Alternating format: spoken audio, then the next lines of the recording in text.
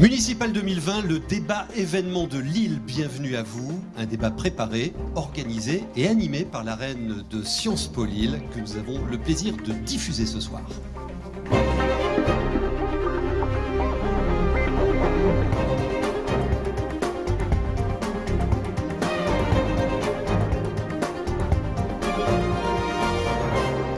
Bonsoir et bienvenue. Ce débat sera animé à mes côtés par Robin Magisson-Javot de la reine Sciences Po de Lille. Bonsoir Robin. Jean-Michel. Ça y est, on y est. Hein. Oui, enfin, après beaucoup de mois de préparation, on est enfin prêt pour ce grand débat municipal à Lille. Voilà, et je pense qu'on va passer un bon moment, 2 heures, pour décrypter les enjeux de ces municipales pour les 6 ans à venir à Lille. Vous suivez ce débat en direct sur votre télévision régionale, sur Public Sénat, à partir de 22 heures, sur lavoixdunord.fr, également sur les réseaux sociaux de La Voix du Nord, de WEO et aussi de la Reine, hashtag Arène du Beffroi, pour suivre et réagir en direct. On compte sur vous. Vous nous présentez les 5 candidats qui ont accepté notre invitation. Alors oui, nous avons donc 5 candidats. La première candidate sera Martine Aubry, candidate de la liste Lille en commun, Lille en confiance, soutenue par le Parti socialiste, le PC et le PRG. Deuxième candidat à venir ce soir, Julien Poix de la France insoumise, avec sa liste Décidée pour Lille. Notre troisième candidat sera Stéphane Bally de l'Alliance écologiste avec sa liste Lille verte 2020. En quatrième candidate, nous avons Violette Spielbout de la liste Faire respirer Lille de La République en marche. Et enfin, Marc-Philippe Daubresse de sa liste C'est le moment, soutenu par les Républicains. Alors précisons que cet ordre, nous l'avons tiré au sort il y a quelques instants pour vous affecter les positions. Vous êtes correctement installés. C'est bien et c'est important pour vivre au mieux ce débat. Et je dois aussi signaler que Éric Catelin-Denu, le candidat du Rassemblement national, a refusé de participer à ce débat. Et oui, il a décidé de boycotter Sciences Po Lille parce que le Rassemblement national n'avait pas été invité en 2015 au régional, ce qu'on regrette bien évidemment dans le cadre d'un débat démocratique. Je vous présenterai le sommaire dans quelques instants, mais tout de suite c'est l'actualité. Il y a quelques jours sont tombés 2 sondages que nous allons tout de suite décrypter.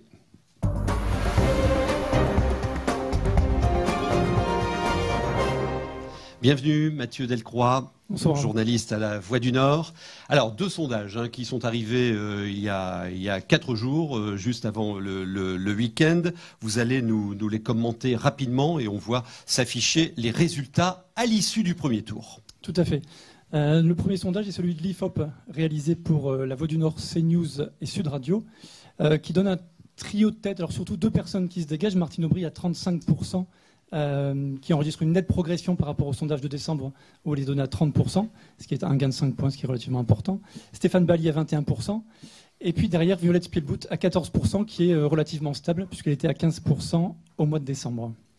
Alors ça, c'est pour le sondage IFOP. Et puis un autre est... L'autre sondage est le sondage ELAB, commandé par la candidate Violette Spielbout. Et là, on note une certaine évolution, puisque Martine Aubry n'est plus donnée qu'à 28% au lieu de 35%.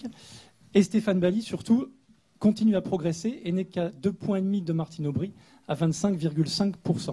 Violette Spielbout connaît là aussi une progression avec 17% des voix. Alors, comment on s'explique sur ces écarts? Parce qu'il y a aussi des incertitudes qui sont de vote, qui sont fournies par les instituts de sondage. Et donc, le podium se confirme? Oui. Alors, le podium se confirme. Les instituts de sondage appliquent pour les sondages une marge d'erreur qui est là entre 3,5% et 4%. Et 4,2%, chaque candidat un score à plus ou moins 3,5-4%, donc ce qui permet de relativiser tout de même les scores, mais il y a quand même au moins un duo, voire un trio qui se dégage. Et ce qu'on permet aussi ce qu'on peut noter avec ce sondage, c'est que malgré l'annonce du trio Marc-Philippe Daubresse, Valérie Petit et puis Thierry Pochet, les points de Thierry Pochet qui étaient testés en sondage et qui, je crois, étaient à 4%, ne se répercutent pas sur le sondage puisqu'il Marc-Philippe Daubresse est crédité entre 10 et 11,5%. Oui, tout à fait. Ce qui était déjà le score de M. Daubresse au mois de décembre. Effectivement, le fait que Thierry Pochet et puis la députée Valérie Petit, également de la majorité présidentielle, rejoignent Marc-Philippe Daubresse, pour l'instant, n'a pas d'effet dans aucun des 2 sondages. Il n'y a pas d'effet sur le score de Marc-Philippe Daubresse. Alors, nous aurons ces résultats en toile de fond pendant nos échanges, bien évidemment. Je rappelle quand même que nous sommes encore presque 25 jours du premier tour, mais ça se rapproche quand même. Et vous aurez le loisir, mesdames, messieurs, si vous le souhaitez, sur votre temps de parole, de commenter ces chiffres que vient de nous donner Mathieu. Vous serez donc interrogé sur 3 thèmes qui ont été choisis par la reine Sciences Po, par Océane Lefebvre, de l'Asso des étudiants de Sciences Po. Bonsoir Océane. Et à vos côtés pour les 3 thématiques, Mathieu Delcroix. Nous recevrons également Oriane Mancini de Public Sénat. 3 séquences d'une demi-heure environ qui débuteront par un tour de piste de chacun d'entre vous. On vous donnera une fenêtre de 2 minutes pour nous partager votre point de vue sur ces 3 thèmes que vous avez choisis et qui correspondent pile à la préoccupation des Lillois. Oui, en fait, quand on a voulu organiser le débat, on a regardé en fonction des priorités des Lillois. La première priorité qui revient, c'est la sécurité surtout, puis ensuite la transition écologique et enfin le logement qui reste aussi une priorité des Lilloises et des Lillois, surtout quand même qu'on est dans une ville étudiante où il y a énormément d'étudiants. Voilà. Alors j'ai devant moi un chronomètre. Je serai le garant du temps, le gardien du temps, comme on dit, et je ne me priverai pas de... Le maître des horloges. Le maître, waouh, c'est bien payé. Je ne me priverai pas de vous rappeler vos temps intermédiaires. Bon, sur l'ensemble de nos échanges, vous aurez un volume temps global, chacun d'entre vous, d'environ une 20aine de minutes. Nous explorerons donc ces 3 thématiques, 30 minutes environ, et comme je l'ai dit, elles seront précédées d'un tour de piste pour vous entendre, et ensuite vous serez soumis à la question d'Océane, de Mathieu et d'Oriane. Et nous terminerons notre débat par un dernier tour de piste pour vous entendre sur les premières décisions, et puis c'est aussi un peu une carte blanche, premières décisions que vous pourriez prendre si vous étiez élu au soir du 22 mars. On va commencer par le premier des 3 thèmes que vous avez choisis, très prégnant à Lille, c'est le logement, une ville pour tous.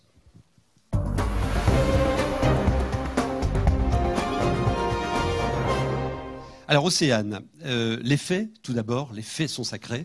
Et ensuite, je tirerai au sort la première ou le premier d'entre vous qui prendra la parole sur ce créneau de 2 minutes. Oui. En effet, le logement est une des préoccupations principales des Lillois et Lilloises. Le prix de l'immobilier a triplé en 20 ans. Et les loyers sont très élevés. Par exemple, le loyer moyen pour un studio étudiant à Lille est de 487 € en 2019, ce qui en fait la ville universitaire la plus chère des Hauts-de-France et une des plus chères de France. Par ailleurs, Lille, comme de nombreuses autres villes, est touchée par l'habitat indigne. Cela concernerait environ 10% du parc de logements privés en location, ce qui est largement au-dessus de la moyenne nationale. Depuis le 1er avril, 3 dispositifs ont été mis en place, donc le permis de louer, le permis de diviser et donc la déclaration de mise en location. Ces dispositions visent à prévenir et à lutter contre l'habitat indigne, mais ne font pas totalement disparaître le problème. À cela s'ajoute la précarité énergétique et le mal logement qui touche de nombreux ménages lillois, mais aussi le fait que 8000 logements soient réputés vacants. Donc, quelles sont vos propositions pour un habitat de qualité et accessible pour tous et toutes? Alors, je vais prendre une main innocente. Madame? Ouais, il y a unanimité là. Alors, on va se faciliter la vie. La première personne qu'elle a tirée, donc vous commencerez. Merci bien. Il s'agit de vous, Monsieur Daubresse. Bon. Et puis pour les thèmes suivants, on ira ensuite vers vous et ensuite vers vous et on tournera dans le sens des aiguilles d'une montre. Donc, ce que je vous propose, c'est de prendre chacun 2 minutes maxi, c'est compter sur votre temps de parole, bien évidemment, pour nous exprimer vos propositions, vos visions sur ce premier thème choisi par les étudiants de Sciences Po, le logement à Lille. Et les faits sont là. Alors, 2 mots sur le sondage, puisque vous me donnez l'opportunité de le faire. C'est comme vous voulez. Un sondage qui donne pour l'un 2,5 points d'écart entre le premier et le deuxième, et pour l'autre 14 points d'écart entre le premier et le deuxième, on peut se poser des questions quand même. Deuxièmement, quand vous faites un sondage, nous représentons un trio avec Valérie Petit, députée, et Thierry Pochet, le leader de l'opposition à Lille. Et donc, j'aimerais bien qu'on teste le trio. Alors, comme ça n'a pas été fait dans les sondages, je vais en faire un avec un vrai institut et 800 personnes. Et puis, je le ferai connaître d'ici une dizaine de jours. Voilà. Sur le logement, qui est un sujet très important, qui me tient à cœur, vous le savez, j'ai eu l'honneur... Vous connaissez un peu, oui. Oui, je connais un peu. J'ai eu l'honneur d'être le ministre qui a mis en œuvre la politique de Jean-Louis Borloo, qui a fait, je pense, beaucoup de choses pour ce pays, pas seulement pour le logement, mais pour la rénovation urbaine aussi. Il faut savoir ce qu'on veut et ce qu'on peut en matière de logement. On est dans un contexte où, on va le voir durant le débat, je pense beaucoup d'entre nous avons un consensus sur la volonté d'amorcer un grand tournant sur la transition écologique. La méthode et les chemins pour y arriver, c'est autre chose, mais en tout cas, sur l'objectif, il y a beaucoup de consensus là-dessus sur la plupart des candidats. Si on veut aller dans ce sens, il faut balayer tous les champs qui touchent à la transition écologique. La mobilité, les transports, la circulation, le stationnement, la nature en ville, etc. Mais aussi le logement. Et à l'évidence, les logements anciens qui sont en grave déperdition thermique, les passoires thermiques qu'on rencontre dans pas mal de courets lilloises, pas qu'à Lille, hein, à Roubaix-Tourcoing aussi, etc., nécessitent un vaste plan de rénovation des logements. Donc je pense qu'il faut faire une inflexion forte, produire moins de logements neufs d'une part, mais aller plus vers la rénovation thermique des logements. J'ai regardé les différents programmes, j'ai vu celui de Madame Aubry, je constate que, si j'ai bien compris, j'espère avoir bien compris, elle amorce une inflexion là-dessus. C'est-à-dire qu'elle annonce pour la période qui arrive, elle pense... Il va falloir conclure, Monsieur Daubresse. Oui, moins de logements et faire plus de rénovation. Deuxième chose, je veux dire qu'il faut aller sur des sujets majeurs. Il y a des catégories très touchées. 25% de pauvres à Lille, en dessous du seuil de pauvreté. La question de l'hébergement. Donc je pense que la question, tant pis, je vais dépasser mon temps de parole, j'en ferai moi après. La question du logement très social est importante. Okay. On finance du logement social à Lille, mais pas assez de logement très social. Vous aurez l'occasion d'en parler. Deuxièmement, le logement étudiant, où j'ai un plan spécial pour le logement étudiant. Troisièmement, le logement pour les personnes âgées, qui sont mes 3 priorités, et pour les classes moyennes. Merci, M. Daubresse. Merci. Écoutez, je suis heureuse de commencer par cette priorité et que ce soit une jeune étudiante qui nous parle du sujet du logement étudiant, parce qu'en effet, à Lille, on a des problématiques de logement pour les étudiants, mais aussi pour les familles, les grandes familles, et aussi pour les seniors et les personnes en situation de handicap. Il y a des réalités. On avait en début de mandat dernier 14 000 demandes de logement en attente. Aujourd'hui, on est à 16 000 demandes de logement. Et 40% de ces personnes souhaitent changer de logement. Ils ne sont pas bien là où ils vivent. Donc, ce que l'on observe, c'est qu'il y a un mal-être sur toutes ces questions. Et nous avons un programme qui veut commencer par s'attaquer au sujet du logement étudiant. Pourquoi ? Parce qu'il y a eu, ces dernières années, une position dogmatique de ne pas construire de nouvelles résidences étudiantes sur le territoire lillois. Or, l'absence de nouvelles résidences étudiantes de qualité, neuves, en bon état, fait que naturellement, le marché s'est organisé et que nos belles maisons, nos maisons 1930 dans les quartiers de Lille, à Vauban, à Oisem, dans le centre, ont été divisées et sont aujourd'hui des logements étudiants qui ne sont pas de bonne qualité, qui ne sont pas adaptés, avec des problèmes de propreté, des problèmes de stockage des vélos, des problèmes d'accès, et qui ne sont pas adaptés. Et puis les prix augmentent, effectivement, et on a beaucoup moins d'offres pour les familles. Donc nous, ce que nous voulons, c'est construire 6 000 logements au cours du mandat, qui sera du logement intergénérationnel, avec au rez-de-chaussée des appartements pour des personnes en situation de handicap à mobilité réduite, et puis au-dessus des familles qui pourront loger avec plusieurs chambres, des grands appartements, et également des studios, du co-living adapté pour les étudiants. Ça se fait partout ailleurs dans les autres métropoles, ce sera notre première action. Et puis, bien sûr, le deuxième sujet, c'est la rénovation des logements dans le parc existant. Beaucoup de problèmes d'insalubrité, mais aussi d'entretien de nos grandes tours HLM. Je pense à une visite que j'ai faite il y a quelques semaines au Nouveau Siècle, dans une résidence HLM, et pourtant on était dans le centre-ville. Et j'ai rencontré une dame âgée qui se plaignait de ne pas avoir l'ascenseur qui fonctionne. Elle était au 9e étage et elle habitait chez une voisine au 1er étage parce qu'elle ne pouvait plus accéder à son appartement. Mais ça, moi, ça me choque. Ça, je considère que ce n'est pas acceptable. Il faut trouver des solutions concrètes pour les Lilloises et les Lillois. On continue avec vous, Julien Poix, pour 2 minutes. Oui, c'est le thème central de la liste décidée pour Lille, le logement. Et d'ailleurs, je voudrais interpeller Mme Fibout là-dessus, parce que quand on soutient un gouvernement qui a fait la loi Elan et qui a baissé les APL, c'est quand même et qui a plongé dans la précarité beaucoup d'étudiants et de gens en général, c'est quand même un peu paradoxal de vouloir donner un peu ici de leçons sur le logement digne. Moi, je voudrais raconter une histoire. Ce n'est pas un conte de fées lillois. C'est une histoire banale et quotidienne. C'est l'histoire de cette famille, de Myriam et de ses 3 enfants, qui vit au faubourg de Béthune. Et que se passe-t-il ? Ils sont dans un T5 de 58 mètres carrés, ce qui n'est pas légal déjà, chez les Mâches. Que se passe-t-il ? Depuis le mois de décembre, l'eau tombe dans leur salon littéralement. Chez leurs voisins, c'est pareil. Je m'y suis rendu la semaine dernière. Et moi, je ne peux plus accepter ça dans ma ville. Je ne peux plus accepter ça dans Lille, que les gens aient le toit qui leur tombe sur la tête en 2020 ici à Lille. Il faut donc des réponses. Les bailleurs, vous avez souvent un mur du silence. Et le mur du silence, c'est la pire des réponses. Les gens, que veulent-ils ? Un oui ou un non ? Une réponse. Nous proposons d'ailleurs, avec Décider pour Lille, de rétablir les permanences sans rendez-vous pour tous les bailleurs, puisqu'on ne peut pas passer par des plateformes. Il faut des réponses. Un oui ou un non. Et il faut que les entreprises qui interviennent soient claire et mandatée en temps et en heure. 3 entreprises sont venues ici, chez Myriam, et aucune solution. C'est indigne d'une ville comme Lille, c'est indigne d'une ville de la solidarité comme Lille. Il faut ouvrir ce qui existe, partir de l'existant. 8000 logements vacants, 3000 personnes à la rue. Je proposerais, moi, avec ma majorité décidée pour Lille, de réquisitionner les logements vides, y compris les bâtiments publics qui appartiennent aux collectivités. Sciences Po Lille, l'ancien Sciences Po Lille, par exemple. Prenez un autre micro, là. Allez-y. Comptez mon temps de parole. Allez-y. Je sais que je suis bavard quand même, mais bon. L'ancien Sciences Po Lille, rue de Trévise. L'ancien Sciences Po Lille, rue de Trévise, qui est fermé, qui abrite une série télé actuellement. S'il était insalubre, expliquez-moi pourquoi on y tourne une série télé. Il faut l'ouvrir, il faut réquisitionner, il faut envoyer les services techniques municipaux pour les réparer et faire du logement adapté. Il manque à Lille des T4 et des T5. On a construit 66% de logements privés à Lille et il y a un manque cruel de logements très sociaux. 20% des demandes sont en très social et il n'y a que 8% de très social. Il faut donc du logement adapté et digne, un toit est un droit à Lille. On vous décompte 7 secondes, bien évidemment. Sur ce combat du logement digne. Et on passe maintenant à Stéphane Bally. 2 minutes. Bonsoir. Le logement est un droit. Parce que c'est important de repréciser cet élément. Le logement est un droit.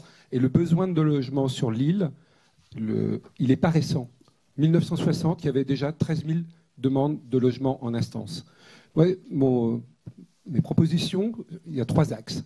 D'abord, rénover plutôt que construire. Rénover plutôt que construire avec un outil d'accompagnement des ménages et de financement de la rénovation énergétique.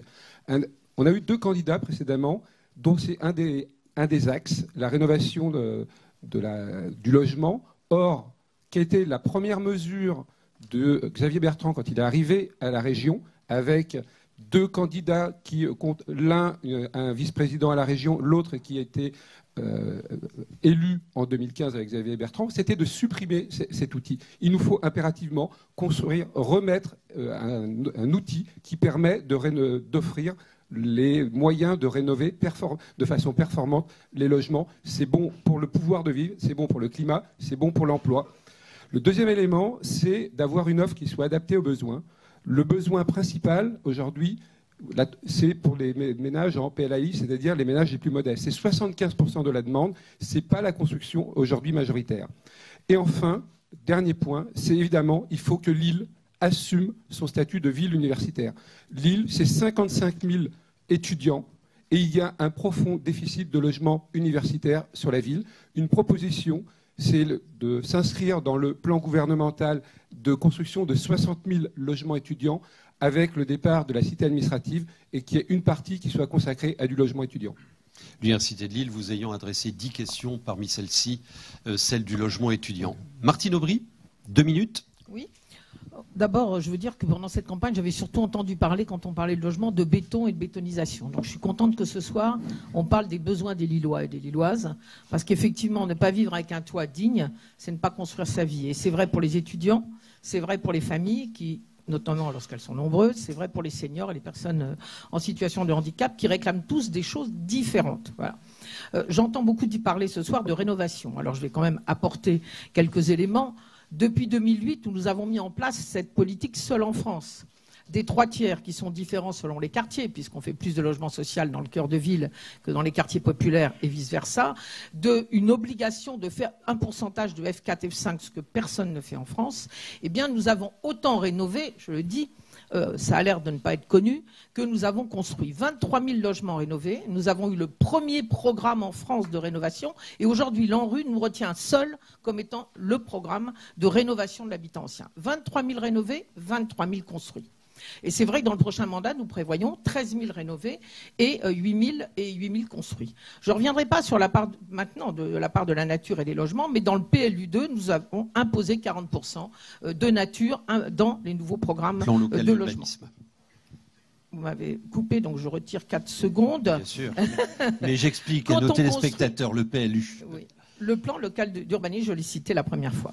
Deuxièmement, Parlons des étudiants. Et là aussi, rappelons quand même quelques éléments. Nous avons fait l'encadrement des loyers d'abord pour les étudiants. 50% du parc privé aujourd'hui est tenu, rempli, occupé par des étudiants. Et nous connaissons aujourd'hui la précarité des étudiants, alors même que les bourses ont été diminuées ou supprimées, que les droits d'inscription ont été augmentés et les appels diminués. Donc voilà. Et quant à Mme Spielbout, je voudrais juste lui donner les dernières résidences étudiantes, puisqu'elle dit qu'on n'a pas voulu en faire à Lille. Les dernières inaugurées, Maison Blanche à Fives, 150 logements, Lumaire à Lille Sud, 150 logements, résidence à Novaly à Moulins, l'ex-hôpital Saint-Antoine à Moulins, 100 logements, l'ancien EPH l'EHPAD Marguerite-Toin en cours de transformation, avec un programme CAPS que nous voulons développer, loger moins cher pour pouvoir réaliser effectivement des actions sociales autour. Et les logements intergénérationnels que nous avons commencé, vous l'avez dit, rez-de-chaussée, personnes seniors ou en situation de handicap, dernier étage, étudiants. Voilà. Je veux rappeler quand même, et ça n'empêche pas qu'il y a un gros problème aujourd'hui pour le logement des étudiants dans notre ville. L'encadrement des loyers, j'espère, donnera de bons résultats. Merci Madame Aubry pour ces précisions. Du coup, Stéphane Bally a un crédit là. Oui, il lui reste. Je ne voudrais pas que ça devienne une réunion de cabinet entre Madame Aubry et Madame Spielbout quand même. Hein, alors, on aura l'occasion d'en parler. Ça avait été bien préparé et remis au bon moment. Bravo. Vos questions. Je suis dans la spontanéité toujours, Madame Aubry. S'il vous plaît, merci. Ma marque de fabrique. Vos questions. Parce qu'on a beaucoup de sujets à aborder avec vous, bien évidemment. Mathieu, Océane, qui commence. Oui, donc c'est moi qui commence. En septembre 2018, un marchand de sommeil de l'île Sud a été condamné à 6 mois de prison ferme. La ville était partie civile.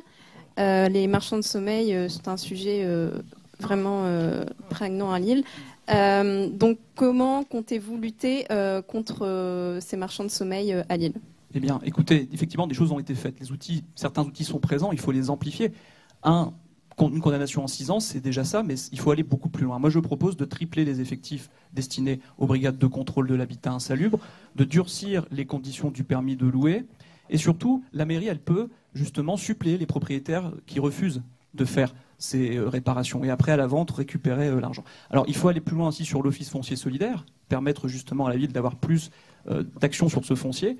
Ces outils sont là, il faut juste amplifier, vous savez. Moi, je ne me résigne pas à voir des étudiants, effectivement, vivre dans des logements découpés en 8. Et il n'y a pas assez de logements publics. Il faut construire du logement public. C'est ça qui fait baisser le prix du mètre carré ici. 2 900 € du mètre carré, la moyenne médiane, c'est trop. Après, moi, je me dis aussi qu'il y a des outils qu'on aurait pu garder. Le collège Jean Massé, un T3 à 230 000 €. Même moi, en tant que professeur, je ne peux pas me le payer. Il fallait garder ces réserves-là pour faire du logement d'urgence. Dans notre programme, nous portons le logement d'abord. Faire sortir les 3 000 personnes qui sont à la rue de cette situation scandaleuse. 8 000 logements vacants, 3 000 personnes à la rue. Garder des réserves, l'ancien Sciences Po Lille, le collège Jean Massé, pour mettre en place ce programme du logement d'abord, c'était une vision progressiste et solidaire. Donc voilà, il y a encore ici, là, des choses à faire. Et je ne me résigne pas à voir effectivement la précarité s'étendre. Cette dame que j'ai vue rue Francisco Ferrer, qui vit dans un rez-de-chaussée avec un T1 à 700 € par mois, ça n'est pas acceptable. Ça touche tout le monde, étudiants et retraités. C'est peut-être frustrant, mais on va vous demander des réponses courtes, s'il vous plaît, pour tous vous entendre là-dessus. Comme vous avez un crédit, Stéphane Bally, est-ce que vous êtes sur cette ligne-là ? Évidemment, il faut que la municipalité dégage les moyens, mobilise les moyens de façon à lutter contre le logement indigne. Aujourd'hui, alors, logement indigne, logement vacant, nous on a un certain nombre de propositions en la matière. Alors, sur les logements vacants, il faut, déjà le premier élément, c'est de faire un état qui soit partagé. Beaucoup de chiffres ont été un peu lancés. Le logement vacant, en fait, recouvre de nombreuses diversités de situations, de logements de moins de 1 an, de moins de 3 ans, de moins de 5 ans. Et il faut évidemment mettre tous les moyens pour reconquérir les logements qui sont aujourd'hui vacants depuis plus de 3 ans et les remettre dans le circuit immobilier impérativement, de façon à pouvoir répondre urgemment aux besoins. Moi, il y a une dimension du logement qui est quand même aujourd'hui, quand on regarde ces dernières années, finalement, c'est aussi la conséquence de la métropolisation, qui est quand même aujourd'hui un élément qui n'est absolument pas débattu. Et je pense que ce temps de débat, c'est finalement quelle vision on a pour Lille, quelle vision on a pour la métropole, à 10, 20, 30 ans. Moi, ma vision, elle n'est pas d'une métropole, d'une ville à 300 000 habitants ou d'une métropole à 2 millions d'habitants. Parallèlement, on a par exemple la communauté urbaine de Dunkerque, dernier chiffre paru. C'est quoi votre vision là ? perd 750 habitants par an. En fait, on a finalement du perdant-perdant. En prenant l'exemple dernièrement de l'annonce de l'entreprise Roquette de délocaliser 120 postes de l'Étrem à Lille, on finalement désertifie, on vide la région et on engorge la métropole. Je pense qu'on a vraiment besoin d'avoir une réflexion globale, d'avoir une réflexion qui finalement, où on soit sur du gagnant-gagnant et sur de la coopération territoriale. Et donc ça passe, aujourd'hui finalement, quand on a une approche par le logement, finalement, on nie la question de l'emploi. Et c'est bien finalement une question d'aménagement du territoire. Quel emploi sur l'ensemble du territoire ? Et quelque part, le logement vient en réponse aux personnes qui viendraient habiter le territoire. Madame Speedboot, c'est à vous de prendre la parole sur ce sujet. Qu'avez-vous à nous dire ? Oui, effectivement, sur le logement, moi je dirais qu'il ne suffit pas de loger les Lillois, il faut prendre soin des Lillois. Ça veut dire que dans le logement, il y a aussi la question du vivre ensemble, la question par exemple des gardiens d'immeubles. Nous proposons de remettre dans l'ensemble des logements collectifs des gardiens d'immeubles, de soutenir des emplois, qu'ils soient dans les organismes de logements sociaux ou dans les associations qui accompagneraient ce type de projet, des emplois de gardiens d'immeubles qui vont aider une personne à porter un colis, une autre personne à faire des courses, ou mettre en lien une personne âgée et un étudiant qui serait dans le même immeuble. Ça nous semble extrêmement important parce qu'on parle d'habitat indigne, on parle de mauvaises conditions de logement, mais pour cela, il faut être proche des gens, il faut les détecter. Et donc c'est un travail quotidien sur le terrain des services de la mairie. On a parlé des inspecteurs de salubrité, la police municipale, les agents de nos mairies de quartier. Nous voulons qu'ils reviennent sur le terrain, proches des habitants. Ils ont envie de le faire, ils me le disent à chaque fois que je rencontre des agents de mairie. Ils ont envie d'être plus proches des Lillois, d'être au service des Lillois. Et ça va passer effectivement par une détection de situations de grandes difficultés, de fragilité par rapport au logement. Et vous voulez recruter davantage d'agents de mairie sur ces sujets-là ? On a beaucoup d'agents en mairie, vous savez, on a 4500 agents, ils sont là, ils sont prêts à se déployer sur le terrain encore plus qu'aujourd'hui. Ils font déjà un travail formidable. Moi, je suis toujours impressionnée de leur engagement pour le service public, de leur envie de servir. Mais vous savez, ce qu'ils veulent, c'est s'occuper des plus fragiles. Et nous, il faut qu'on le leur permette. Il faut que l'organisation de nos services, des services de la mairie, permette d'aller à domicile, de rentrer chez les gens, de proposer de les accompagner, par exemple, à faire leurs papiers administratifs pour leur demande de logement et de les accompagner sur leur fragilité. Mathieu, une question pour Marc-Philippe Daubresse, Martine Aubry, qu'on n'a pas encore entendu sur... Oui, justement, pour rebondir sur un sujet que Stéphane Bally venait d'aborder sur la vision à 15 ou 20 ans de la métropole. La métropole, justement, préconise dans son schéma de cohérence territoriale et que vous avez porté, Marc-Philippe Daubresse, de limiter l'étalement urbain, le grignotage des terres agricoles et plutôt de reconvertir des friches. On ne va pas aborder maintenant le sujet de la friche Saint-Sauveur, on va le garder pour plus tard. Mais comment résoudre un peu ce dilemme entre ne pas s'étaler à l'extérieur pas trop s'étaler à l'extérieur de l'île et du cœur de la métropole, reconvertir les friches et en même temps garder un peu d'espace pour la nature et faire respirer les habitants du cœur de la métropole. Juste un flashback parce que j'ai entendu beaucoup de choses pas très sérieuses sur le sujet du logement. Là, ce soir ? Juste ce soir, oui. À part dans la bouche de Madame Aubry, je le dis objectivement. Non, mais je suis objectif. Une belle alliance. Et je dis juste... Non, mais je suis objectif. Je dis juste qu'en matière de logement, il y a ce qu'on veut faire et ce qu'on peut faire. On va connaître, dans les 2 ans qui viennent, une des plus graves crises du logement qu'on n'a jamais connues. Tous les experts nationaux vous le disent. Et on prévoit à peu près moins 20% sur les agréments de logements sociaux. Les agréments, c'est les permis de construire de demain, et c'est donc les constructions d'après-demain. Donc toutes les prévisions de ceux qui vous lancent, je vais faire 10 000 logements neufs, je vais faire 12 000 logements, etc., ils seront contraints par les moyens d'État. Vous êtes avec des politiques nationales qui influent sur le logement. La deuxième chose, et là-dessus je suis d'accord avec Stéphane Bally, parce que tout ce qui est réquisition, planification dirigiste, etc., ça n'a jamais marché. L'encadrement des loyers, ça peut donner. C'est ça qu'ils le font en Allemagne, ils le font partout. Mais... Non, je vais demander même à Madame Linnemann, ancien ministre du Logement socialiste, enfin anciennement socialiste, parce que ça bouge beaucoup aussi là-bas, Mais Madame Lienemann, qui est quand même très compétente sur le sujet, elle vous le dira tranquillement. Elle l'a dit sur France 3 il n'y a pas si longtemps. Le maire de Montreuil l'a fait aussi, hein, Monsieur Daubresse. Oui, non, mais ça n'a jamais marché dans la durée. L'encadrement des loyers, ça peut donner des résultats à court terme, mais ça pose d'autres problèmes. Les propriétaires ne mettent plus leur logement sur le marché et ça renchérit le prix du logement. Sur l'étalement urbain, s'il vous plaît. Attendez, oui, mais j'ai le droit aussi de parler. Logement étudiant, c'est un vrai sujet. On n'a pas le temps d'expliquer notre... Moi, j'ai un plan. Le logement, c'est des terrains, du financement, de la fiscalité et du temps. Moi, j'ai un plan que j'ai refait d'ailleurs il y a 8 jours avec Valérie Pécresse qui est venue ici pour réfléchir à aller beaucoup plus vite sur la construction de logements sur du foncier qui appartient d'une part à l'Université catholique de Lille, elle en a en cœur de ville, et d'autre part à l'Université publique de Lille, elle en a plutôt en périphérie de Lille. Et donc, nous pouvons sortir, il faut faire un choc d'offres sur le logement étudiant. Je réponds à votre question. Et je suis d'accord avec Stéphane sur une chose. L'essentiel de la politique du logement se fait à l'échelle de la MEL. Parce que les délégations des aides à la pierre se font à l'échelle de la MEL. Et que les différents pourcentages de logements très sociaux, PLS, c'est-à-dire les logements presque intermédiaires, ou l'accession sociale à la propriété, sont déterminés dans un PLH de la MEL. Et c'est donc la vision métropolitaine qu'il faut avoir. Je réponds à votre question sur l'étalement urbain. Il faut trouver un équilibre entre une croissance modérée de la population. La théorie de la décroissance urbaine, moi je n'y crois pas. On n'arrive pas à faire une métropole en décroissant. Mais il faut une croissance modérée. Et en même temps, la nécessité d'aller vers la transition écologique, donc de raréfier l'usage des terres agricoles, de maintenir les terres agricoles. Et c'est pour ça qu'il faut qu'on change de logiciel. Moi, ce que je pensais faire en 2009, je le dis humblement, je ne penserais plus du tout le faire aujourd'hui. Parce qu'on a une autre vision des choses et qu'on doit porter nos efforts communs sur la transition écologique. Donc il y a moyen de le faire, c'est contenu dans le SCOT et la boîte à outils du PLU, d'ailleurs Mme Aubry l'utilise aussi, la boîte à outils du plan local d'urbanisme permet de le faire. Mais ce n'est pas le maire qui peut insuffler ça tout seul, c'est avec les outils de la métropole et dans un contexte national, je le redis, de raréfaction de la construction de logements. Monsieur Daubresse. Madame Aubry, vous souhaitez réagir? Oui, j'espère. Tout d'abord, pour parler de la métropole, votre question et aussi ce qu'a dit tout à l'heure Stéphane Bally, moi je dirais seulement une chose, nous sommes quasiment les seuls à Lille aujourd'hui à construire du logement social. Quand j'étais présidente de la MEL, nous avons voté une délibération qui a entraîné ces 3 tiers non égaux, vous avez bien compris, selon les quartiers, qui ont commencé à être mis en place dans tous les programmes de logement, dans toutes les communes. Ce n'est plus le cas aujourd'hui.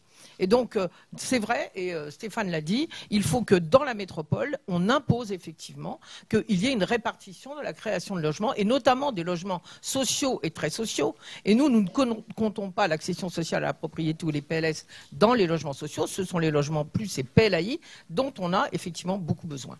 Sur le reste, je vais quand même dire ce qu'on fait. Parce que j'ai entendu parler de l'insalubrité. Nous, contrairement à d'autres villes, nous utilisons les dotations de l'État. Nous avons 18 inspecteurs d'insalubrité. Et juste pour le dire très rapidement, le travail que nous faisons, c'est qu'aujourd'hui, nous avons 2000 logements. Il y a environ 200 logements qui, chaque année, par notre demande, entraînent un arrêté du préfet pour interdiction d'habitation. Et nous prenons à peu près 120 décision d'arrêté de péril pour effectivement arrêter un logement qui est en situation indigne.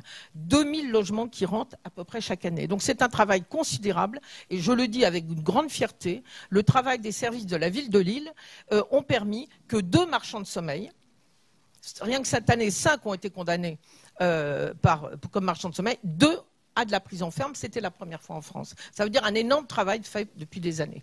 Sur la vacance, c'est vrai qu'il y a plein de chiffres qui tournent. Moi, je prends un chiffre parce qu'il me paraît raisonnable, et c'est d'ailleurs ce que disent les gens qui travaillent sur la vacance. Il y a beaucoup d'étudiants, on l'a dit à Lille, on s'en réjouit tous les jours. Eh bien, c'est pourquoi les logements tournent et les propriétaires en profitent pour augmenter les loyers.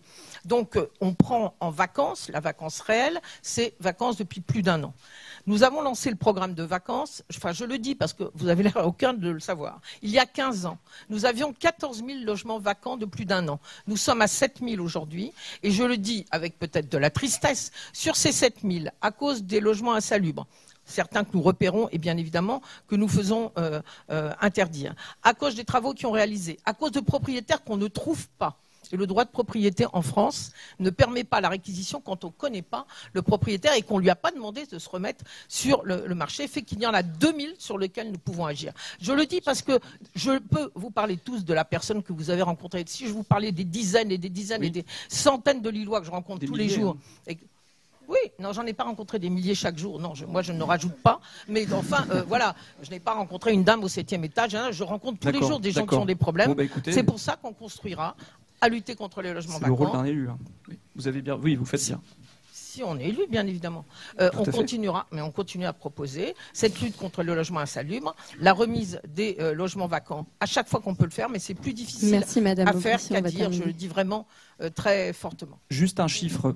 70% des Lillois peuvent prétendre au logement social. Donc nous proposons dans notre programme, 70-75, nous proposons que dans notre programme, 75% dans l'opération immobilière, nouveaux projets immobiliers soient réservés aux logements sociaux de tout type.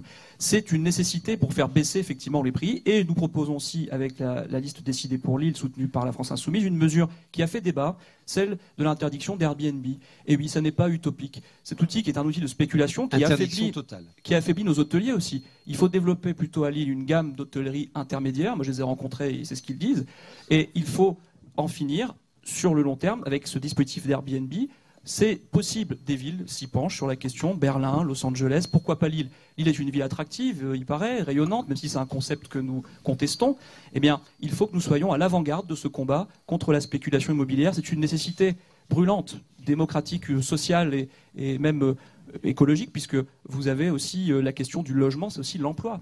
Moi, je propose de créer un pôle de l'éco-construction à Fives, sur l'ancienne friche Peugeot, où seraient mis à disposition des locaux pour les entreprises, des architectes, créer des nouveaux bacs professionnels dans le bois terre-paille, ce qui permet de construire les logements du futur, les bâtiments publics du futur. Voilà comment on peut connecter le logement, l'écologie et l'emploi. Merci. Madame Spielbout, vous souhaitez réagir? Oui, moi je suis un peu surprise d'entendre les mots imposer, interdire, imposer des dogmes dans un sujet qui est, comme le disaient certains d'entre vous ici, un sujet extrêmement complexe où on ne peut pas tout résoudre d'une baguette magique. Et quand on ne peut pas résoudre tout d'une baguette magique, eh bien moi je pense qu'il faut absolument être en capacité de travailler en sérénité avec l'ensemble des partenaires. Et quand on parle du logement, on parle bien sûr des promoteurs immobiliers, des architectes lillois, des talents que nous avons ici à Lille qui sont très souvent exclus de beaucoup de projets et de marchés qui sont attribués par la ville et la MEL. Quand j'entends les sujets d'imposer des règles à la MEL, eh bien moi je souhaite qu'on s'ouvre sur les maires qui sont autour de nous, que Lille regarde ce qui se fait ailleurs, que Lille dialogue avec l'ensemble de ses partenaires au sein d'une métropole apaisée, d'une métropole qui retrouve un sens et un but commun, un objectif commun. Et quand j'entends qu'on va interdire Airbnb, mais je vous dis, regardez autour de vous. Bien sûr qu'il y a beaucoup d'habitants qui arrivent à joindre les deux bouts en faisant un peu d'Airbnb. C'est d'ailleurs très bien réglementé aujourd'hui en France. Le sujet d'Airbnb, et nous avons rencontré le Club d'hôtes, il faut les écouter. Le Club d'hôtes, il dit il faut faire respecter les règles. Ça, c'est la nécessité dans une ville de faire respecter les règles, mais il faut combattre ceux qui profitent d'un système. Mais par contre, interdire un système qui aujourd'hui fait partie de l'attractivité de notre ville, même les hôteliers, nous les avons rencontrés aussi à l'UMI, le club hôtelier, disent que c'est une offre complémentaire qui participe de l'attractivité de notre ville. Donc moi, je pense qu'il faut arrêter d'avoir des discours dogmatiques dans les bureaux, entre techniciens, entre technocrates. Il faut sortir dans la ville, discuter avec les acteurs de cette ville et se rendre compte que ce n'est pas en imposant un dogme que l'on fera changer notre ville, évoluer, donner un nouveau souffle. Écoutez, c'est le dogme de la rue, parce que mon programme est construit avec les habitants. Donc c'est le dogme des habitants de Lille et de l'homme et des lèmes. Bon. Eh bien écoutez, Madame Spielbout, si vous voulez venir sur ce terrain-là, une dernière question. En parler. Oui, une dernière question. Ce sera pour Monsieur Bali. Calculez mieux, sortez votre calculette pour pouvoir faire les comptes. Une dernière question. Stéphane Bali, peut-être. Les femmes et les hommes passent, mais les idées restent, Madame. Monsieur Poix, merci. Vous avez un crédit, Stéphane Bali. Donc une dernière question pour Stéphane Bali. On va clôturer ce sujet-là. Monsieur Daubresse a parlé de l'encadrement des loyers qui a fait son retour justement au 1er mars. Défendez-vous cette mesure Donc défendez-vous cette mesure? Oui, on la défend dans le programme et on l'a même défendu dans ce mandat à la ville et à la métropole. Donc oui, évidemment, pour réguler. Alors après, ce qui est intéressant de ce débat, c'est bien aussi de mettre en lumière, je dirais, les tenants du libéralisme à tout crin, et même en termes ou en matière de politique de logement, on les voit finalement, apparaître. Moi, il y a un point que j'aimerais faire lien entre logement et emploi, c'est la question de la construction de bureaux. Juste un chiffre. En 2018, 50%, la moitié des bureaux construits sur la région Hauts-de-France a été construit entre Euralille et la Haute-Borne. Or, on voit qu'en finalement, on remplit la moindre parcelle pour des bureaux. Et là, nous, on propose vraiment d'infléchir et d'arrêter la construction de bureaux, d'arrêter la construction de surfaces tertiaires, de rénover plutôt que construire, et si on doit construire, de privilégier du logement plutôt que du bureau, dont on fait le constat aujourd'hui, nombre de surfaces sont vides, et qui, en termes d'aménagement du territoire, on vide le territoire en concentrant tout sur l'île. Je vais dire même les nombreuses décisions qui ont été prises dans ce mandat, on a concentré même dans l'hypercentre de l'île. Donc on a une ville, on construit une ville qui n'est plus vivable, on construit une métropole qui est engorgée. Il faut impérativement sortir de cette spirale pour aller vers un cercle vertueux où on a un aménagement à l'échelle de la région qui nous permet finalement d'avoir un équilibre des territoires. 250 000 mètres carrés de bureaux vides sur la merci métropole. beaucoup pour vos contributions. Il y a un premier point frappant, c'est que dans le premier tour de piste, vous avez tous d'abord répondu sur la question du logement étudiant. En même temps, vous avez le public adéquat devant vous. Tout à fait. En tête des sujets qu'on a entendus, c'est la préoccupation de la précarité du logement. Et donc, en toile de fond, il y a cette notion de solidarité. Il est clair aussi que la ville-centre ne peut pas tout gérer ça. Il y a des impacts de l'intercommunalité, vous l'avez aussi dit. Ce serait intéressant de voir quels moyens on se donne. Le chantier majeur sur lequel vous aurez tous rendez-vous, qui est celui de la rénovation. Et puis, parce que c'est une réalité lilloise, merci de vous être exprimé, pour certains d'entre vous, sur l'encadrement des loyers. Nous continuons avec le deuxième thème que nous vous proposons, qu'il vous propose. Ce sera la sécurité. La sécurité. Avec des caméras et des armes. Point d'interrogation.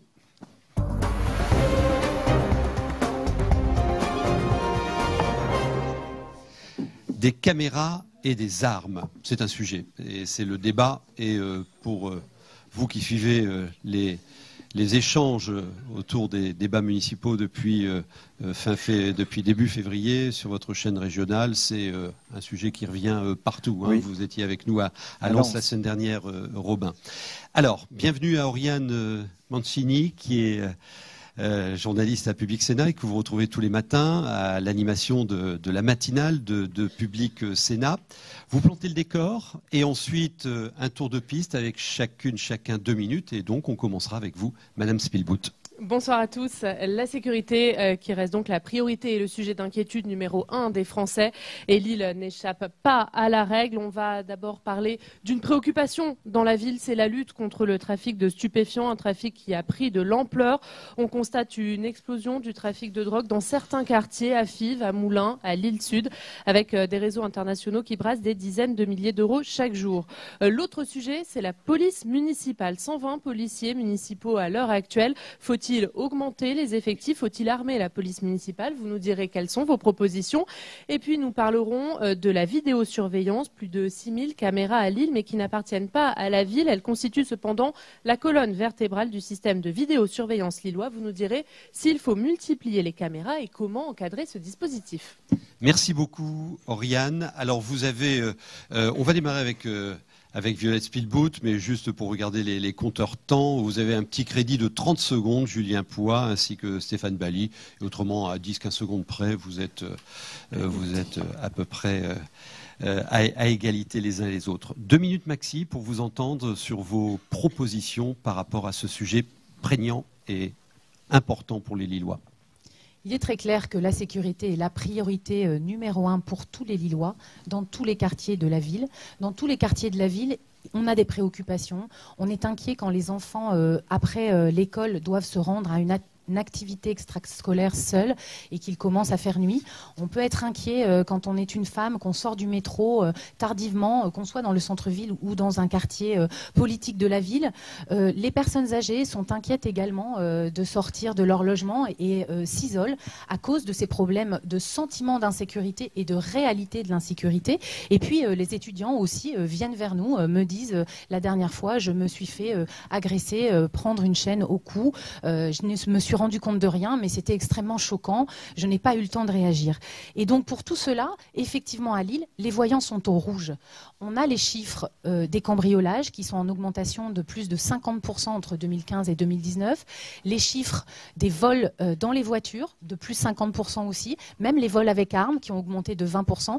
Ce n'est pas une fatalité parce que ça augmente à Lille, mais à Roubaix ou à Tourcoing, ça n'augmente pas, ça baisse. Donc on peut agir.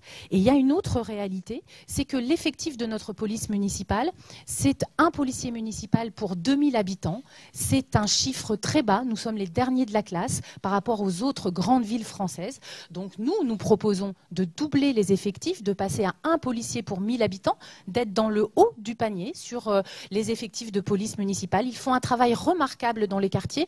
Ils nous disent, quand ils nous contactent, quand on les croise dans la rue, qu'ils veulent plus être sur le terrain, faire de l'îlotage, être présents pour rassurer la population, pour pouvoir punir les incivilités, signaler les faits d'agression. Et puis, bien sûr, nous sommes favorables à la vidéoprotection sur l'espace public parce que ça va permettre, avec les moyens humains qui sont derrière, dans un centre de supervision urbain, dans un hôtel de police municipale, de réagir en temps réel quand il y a un accident de la route pour le SAMU, les pompiers, les services de police, de réagir quand il y a une agression ou un mouvement de foule, par exemple, dans notre belle braderie de Lille. Voilà l'utilité de la vidéoprotection et de la protection des victimes qui sera un axe de notre programme. 2 minutes, Julien Poix. Je ne crois pas, moi, à la solution de la vidéosurveillance qui n'est pas utile et qui n'a pas d'impact dans la réalisation des délits. Hein. On ne peut pas, justement, voir qu'il y a un impact sur cette vidéosurveillance.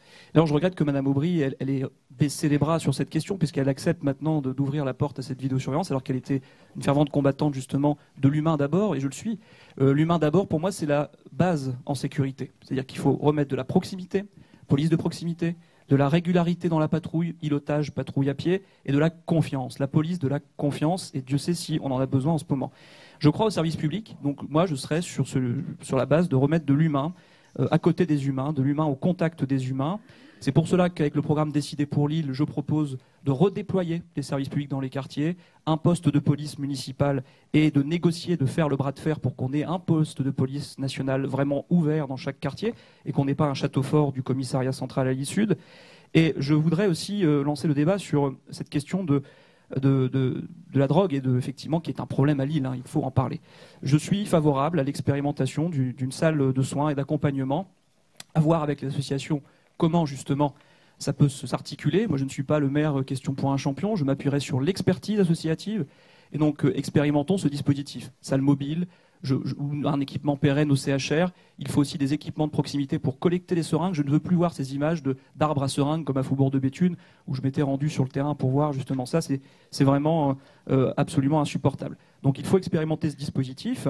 Il faut aussi, je le propose dans mon programme avec Décidé pour Lille, un observatoire municipal de la sécurité qui regrouperait les professionnels, les commerçants, les habitants, qui serait aussi un observatoire qu'on pourrait saisir en cas aussi d'abus, en cas de... Vous savez que les contrôles aux faciès sont très présents, et ça c'est aussi une promesse que François Hollande n'a pas accomplie, c'est celle du récipicé, vous savez, de contrôle, pour stopper le contrôle aux faciès. Et puis moi je relie la question de la sécurité, de la sûreté avec celle du 20 secondes, s'il vous plaît. Du stationnement. C'est pour ça que nous proposons aussi, c'est vraiment une obsession le stationnement qui revient dans la bouche des gens en porte-à-porte, de regrouper le stationnement résidentiel dans des parkings à étages, des parkings silos.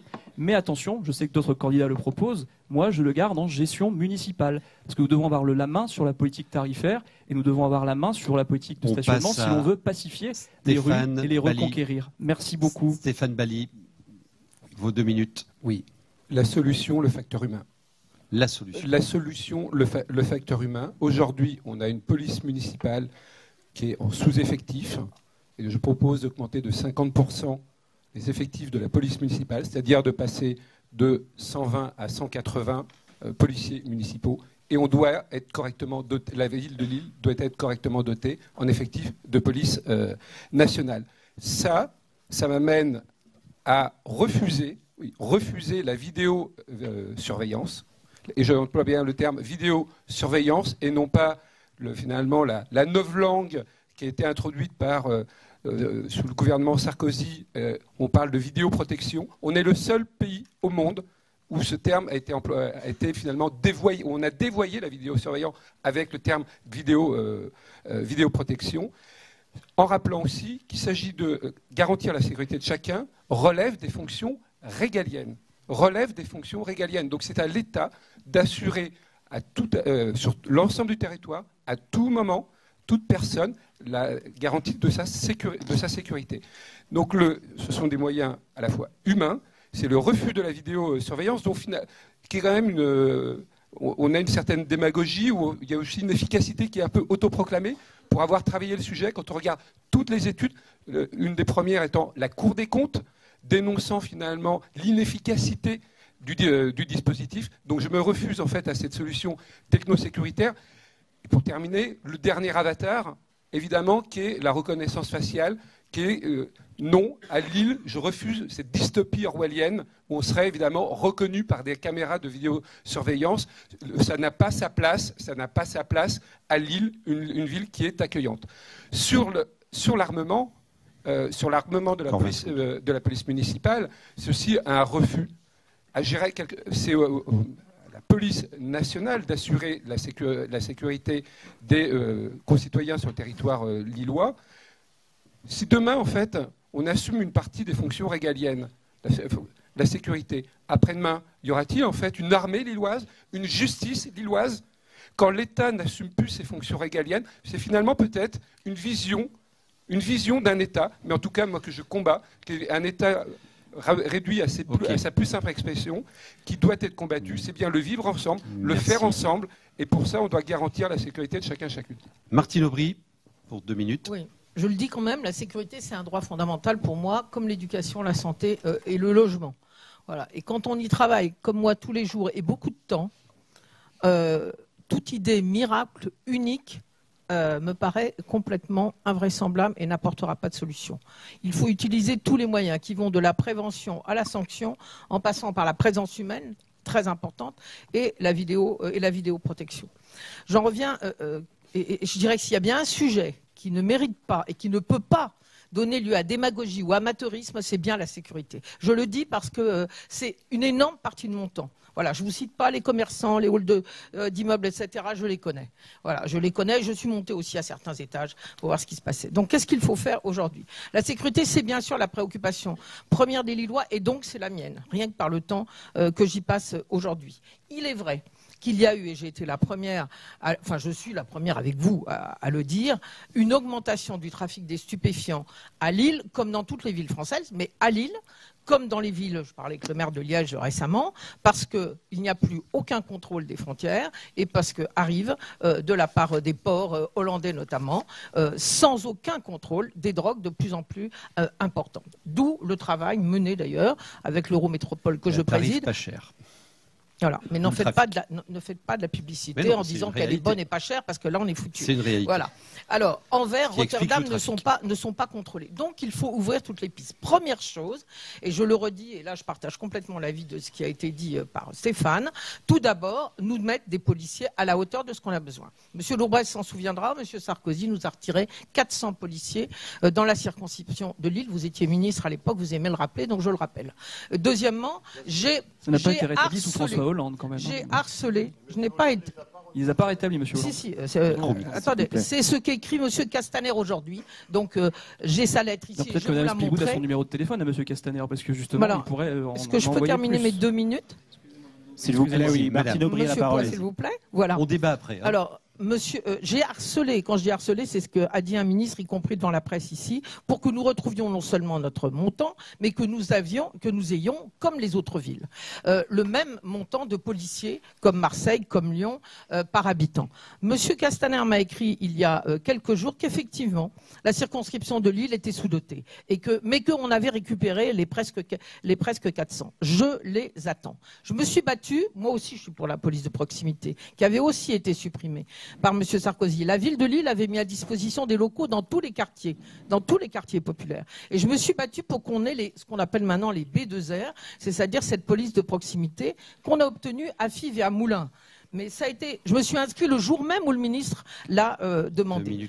À Fives, on a des résultats, j'en prendrai moins tout à l'heure. À Fives, on a des résultats. À Moulins, nous n'avons toujours pas ces policiers. Deuxièmement, il y a à Lille 6047 caméras. Je sais que la légende urbaine, elle est contre la vidéoprotection. Je suis pour les caméras et je ne change pas de philosophie à chaque fois que c'est utile. Soit pour persuader de ne pas faire, c'est le cas par exemple dans les rues piétonnes, autour des gares, etc. Soit quand on peut, grâce à cela, prouver qu'il y a effectivement un trafic et faire condamner ceux qui les font. C'est ce que nous faisons depuis 15 ans en faisant installer alors c'est pas la ville qui les installe, on ne peut pas, mais nous le faisons avec la police, avec la justice, dans les halls par exemple de l'habitat social. Et aujourd'hui, je dis il faut renforcer dans certains cas, je donne un seul exemple, autour des gares, rue de Béthune, des grands magasins ont fermé et avaient des caméras qui nous permettaient de voir où était la délinquance. Alors là, Madame Aubry, il va falloir conclure là. Je termine là-dessus et on parlera après des propositions pour la ville. C'est ça. Ok. Monsieur alors, Daubresse. on termine. Alors, donc, vous, du coup, vous avez 1 minute 30 de débit par rapport aux autres candidats. 2 minutes pour vous, Monsieur Daubresse. Oui, d'abord, je voudrais féliciter Madame Aubry parce que il y a un monsieur qui a dit au mois de septembre, j'ai la vidéo, j'ai trouvé en Marc-Philippe Daubresse un homme professionnel, déterminé, volontariste sur la sécurité. C'est pas pour rien qu'il a mis de la vidéoprotection à Lambersart. C'est Jean-Claude Menot, donc je pense qu'elle a bien choisi son monsieur sécurité. C'est pas un hasard s'il est venu avec moi. À Lille, bien sûr, c'est pas un hasard. C'est parce que justement, de non démagogique et de non amateur. C'est justement que moi, j'entends beaucoup de gens parler. Là. On parle, c'est bien. On a des idées. Alors il y a de l'idéologie. Hein, bon. Chacun peut avoir son point de vue idéologique. Monsieur Daubresse. Oui, non, mais sur la prévention, etc. J'en ai fait, mais laissez-moi répondre quand même. J'en ai fait de la prévention, vous savez. Bon, moi, je regarde ce qui marche et ce qui ne marche pas. Moi, j'ai eu affaire à un pic de délinquance en 2012 dans ma ville de Lambersart, dans un quartier qui s'appelle Canteleu, non, pas au Paco. Canteleu, juste en face des Bois Blancs.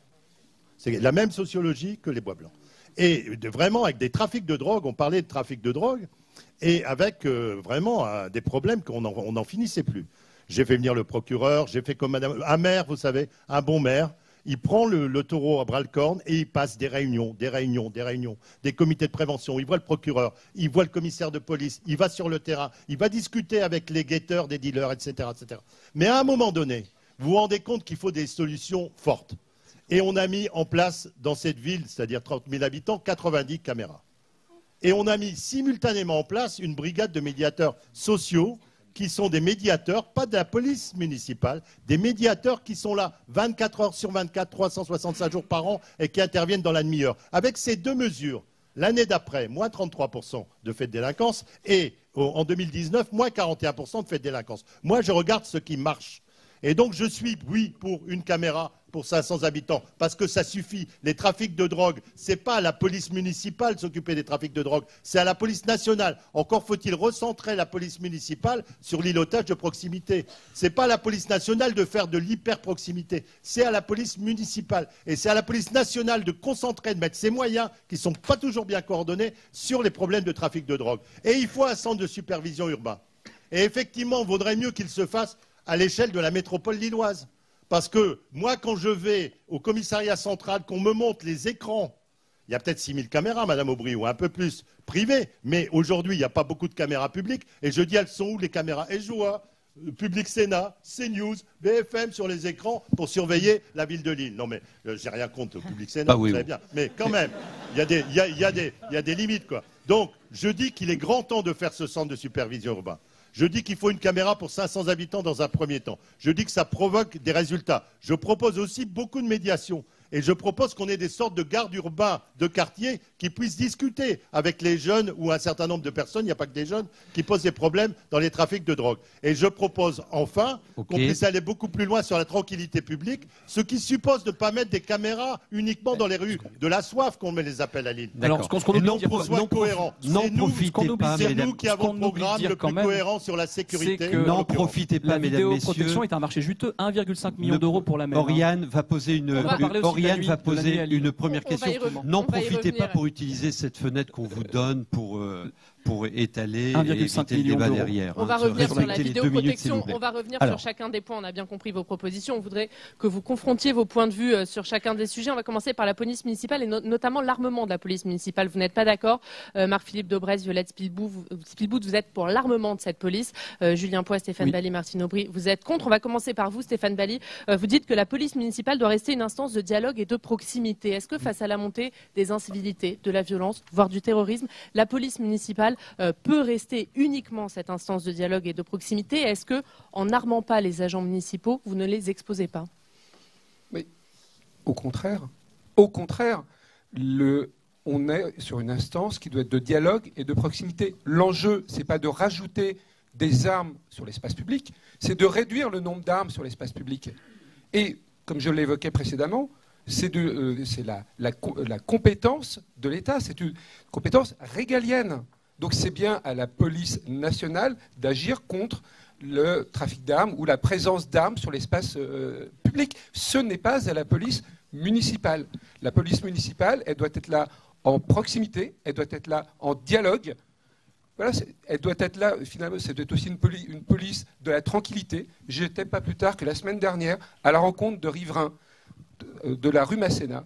La rue Masséna, où aujourd'hui, il y a une vraie dérive en termes de consommation d'alcool avec des problèmes de tenue de bar. Il est absolument inacceptable qu'il y ait plusieurs centaines de personnes qui soient dehors à consommer de l'alcool, et ce jusqu'à 5 heures du matin. Il y a une personne qui enregistre avec un sonomètre le niveau sonore. Le pic quotidien du lundi au dimanche, c'est entre 1h et 5h du matin. Mais c'est ni avec des caméras, ni avec des armes. Sur un autre sujet, Stéphane Bally. Sur la question avec des armes. J'aimerais bien quand même réagir sur ce sujet-là quand même, parce que merci. Oui, non, sur la question de la nuit aussi. Nous proposons une chose simple, parce qu'effectivement, il y a des problèmes avec les riverains. On a parlé du collectif Masséna, on a parlé de Solferino. Nous proposons une idée simple, c'est qu'il faut un maire de la nuit. Un maire de la nuit qui serait justement en charge de s'occuper, de faire l'interface entre la mairie et justement les riverains. On est sur l'armement de la police municipale. La réponse de Violette Spilbout. Oui, mais on a fait le tour, je pense. L'armement de la police municipale, non, pour moi, on n'a pas fait le tour parce que là encore, on est sur des dogmes, on est sur des convictions sans écouter les agents de la police municipale eux-mêmes. Les agents de la police municipale à Lille, mais aussi dans toutes les grandes villes de France et dans les villes limitrophes. Je pense à Los, qui est en train de mettre en place l'armement. Je pense à La Madeleine, qui est en train de mettre en place l'armement. On écoute les policiers municipaux. Les policiers municipaux, qu'est-ce qu'ils disent? Ils le disent aussi à Valenciennes. J'ai discuté avec le directeur de la police municipale de Valenciennes et avec les agents. Ils disent qu'ils veulent se sentir protégés, pouvoir protéger leurs collègues en cas notamment d'attaques terroristes, en cas d'agression dans les quartiers les plus difficiles où eux, les trafiquants de drogue, sont armés, disposent d'outils. Et ils disent aussi qu'on peut leur faire confiance, qu'ils sauront être formés comme des policiers nationaux, avoir les mêmes contrôles une fois par an sur leur capacité à porter une arme. Tout cela est extrêmement contrôlé. Ce sont des formations qui sont faites par le CNFPT à Lille et dans toutes les régions de France. Donc si aujourd'hui, après 25 ans de gouvernance commune, PS, Europe Écologie Les Verts, on estime que les résultats de la sécurité ne méritent pas de tenter de nouvelles expériences, alors que les agents eux-mêmes de la sécurité à Lille le réclament, eh bien moi j'estime qu'on ne voit pas et qu'on n'écoute pas les besoins des Lillois. Parce que je vais vous dire, quand je vais à Fives, quand je vais à Oisem, quand je vais à Lille-Sud, eh bien les habitants me demandent que la police municipale soit plus présente, plus nombreuse et qu'elle dispose des outils nécessaires. L'armement en fait partie, la vidéoprotection en fait également partie. Merci Madame Spilbout. Je suis en retard sur mon compteur. Allez-y, Julien Poix et ensuite Martine Aubry. Il faut parler rapidement s'il vous plaît. Il faut parler sérieusement parce que je ne sais pas quel habitant vous pouvez voir, mais en tout cas ceux que je rencontre, ils me disent qu'ils veulent plus de gens sur le terrain. Ils veulent plus de médiateurs, d'éducateurs, de policiers municipaux. Ils ne me disent pas je veux des caméras spontanément à Fives, à Moulins, à Oisem.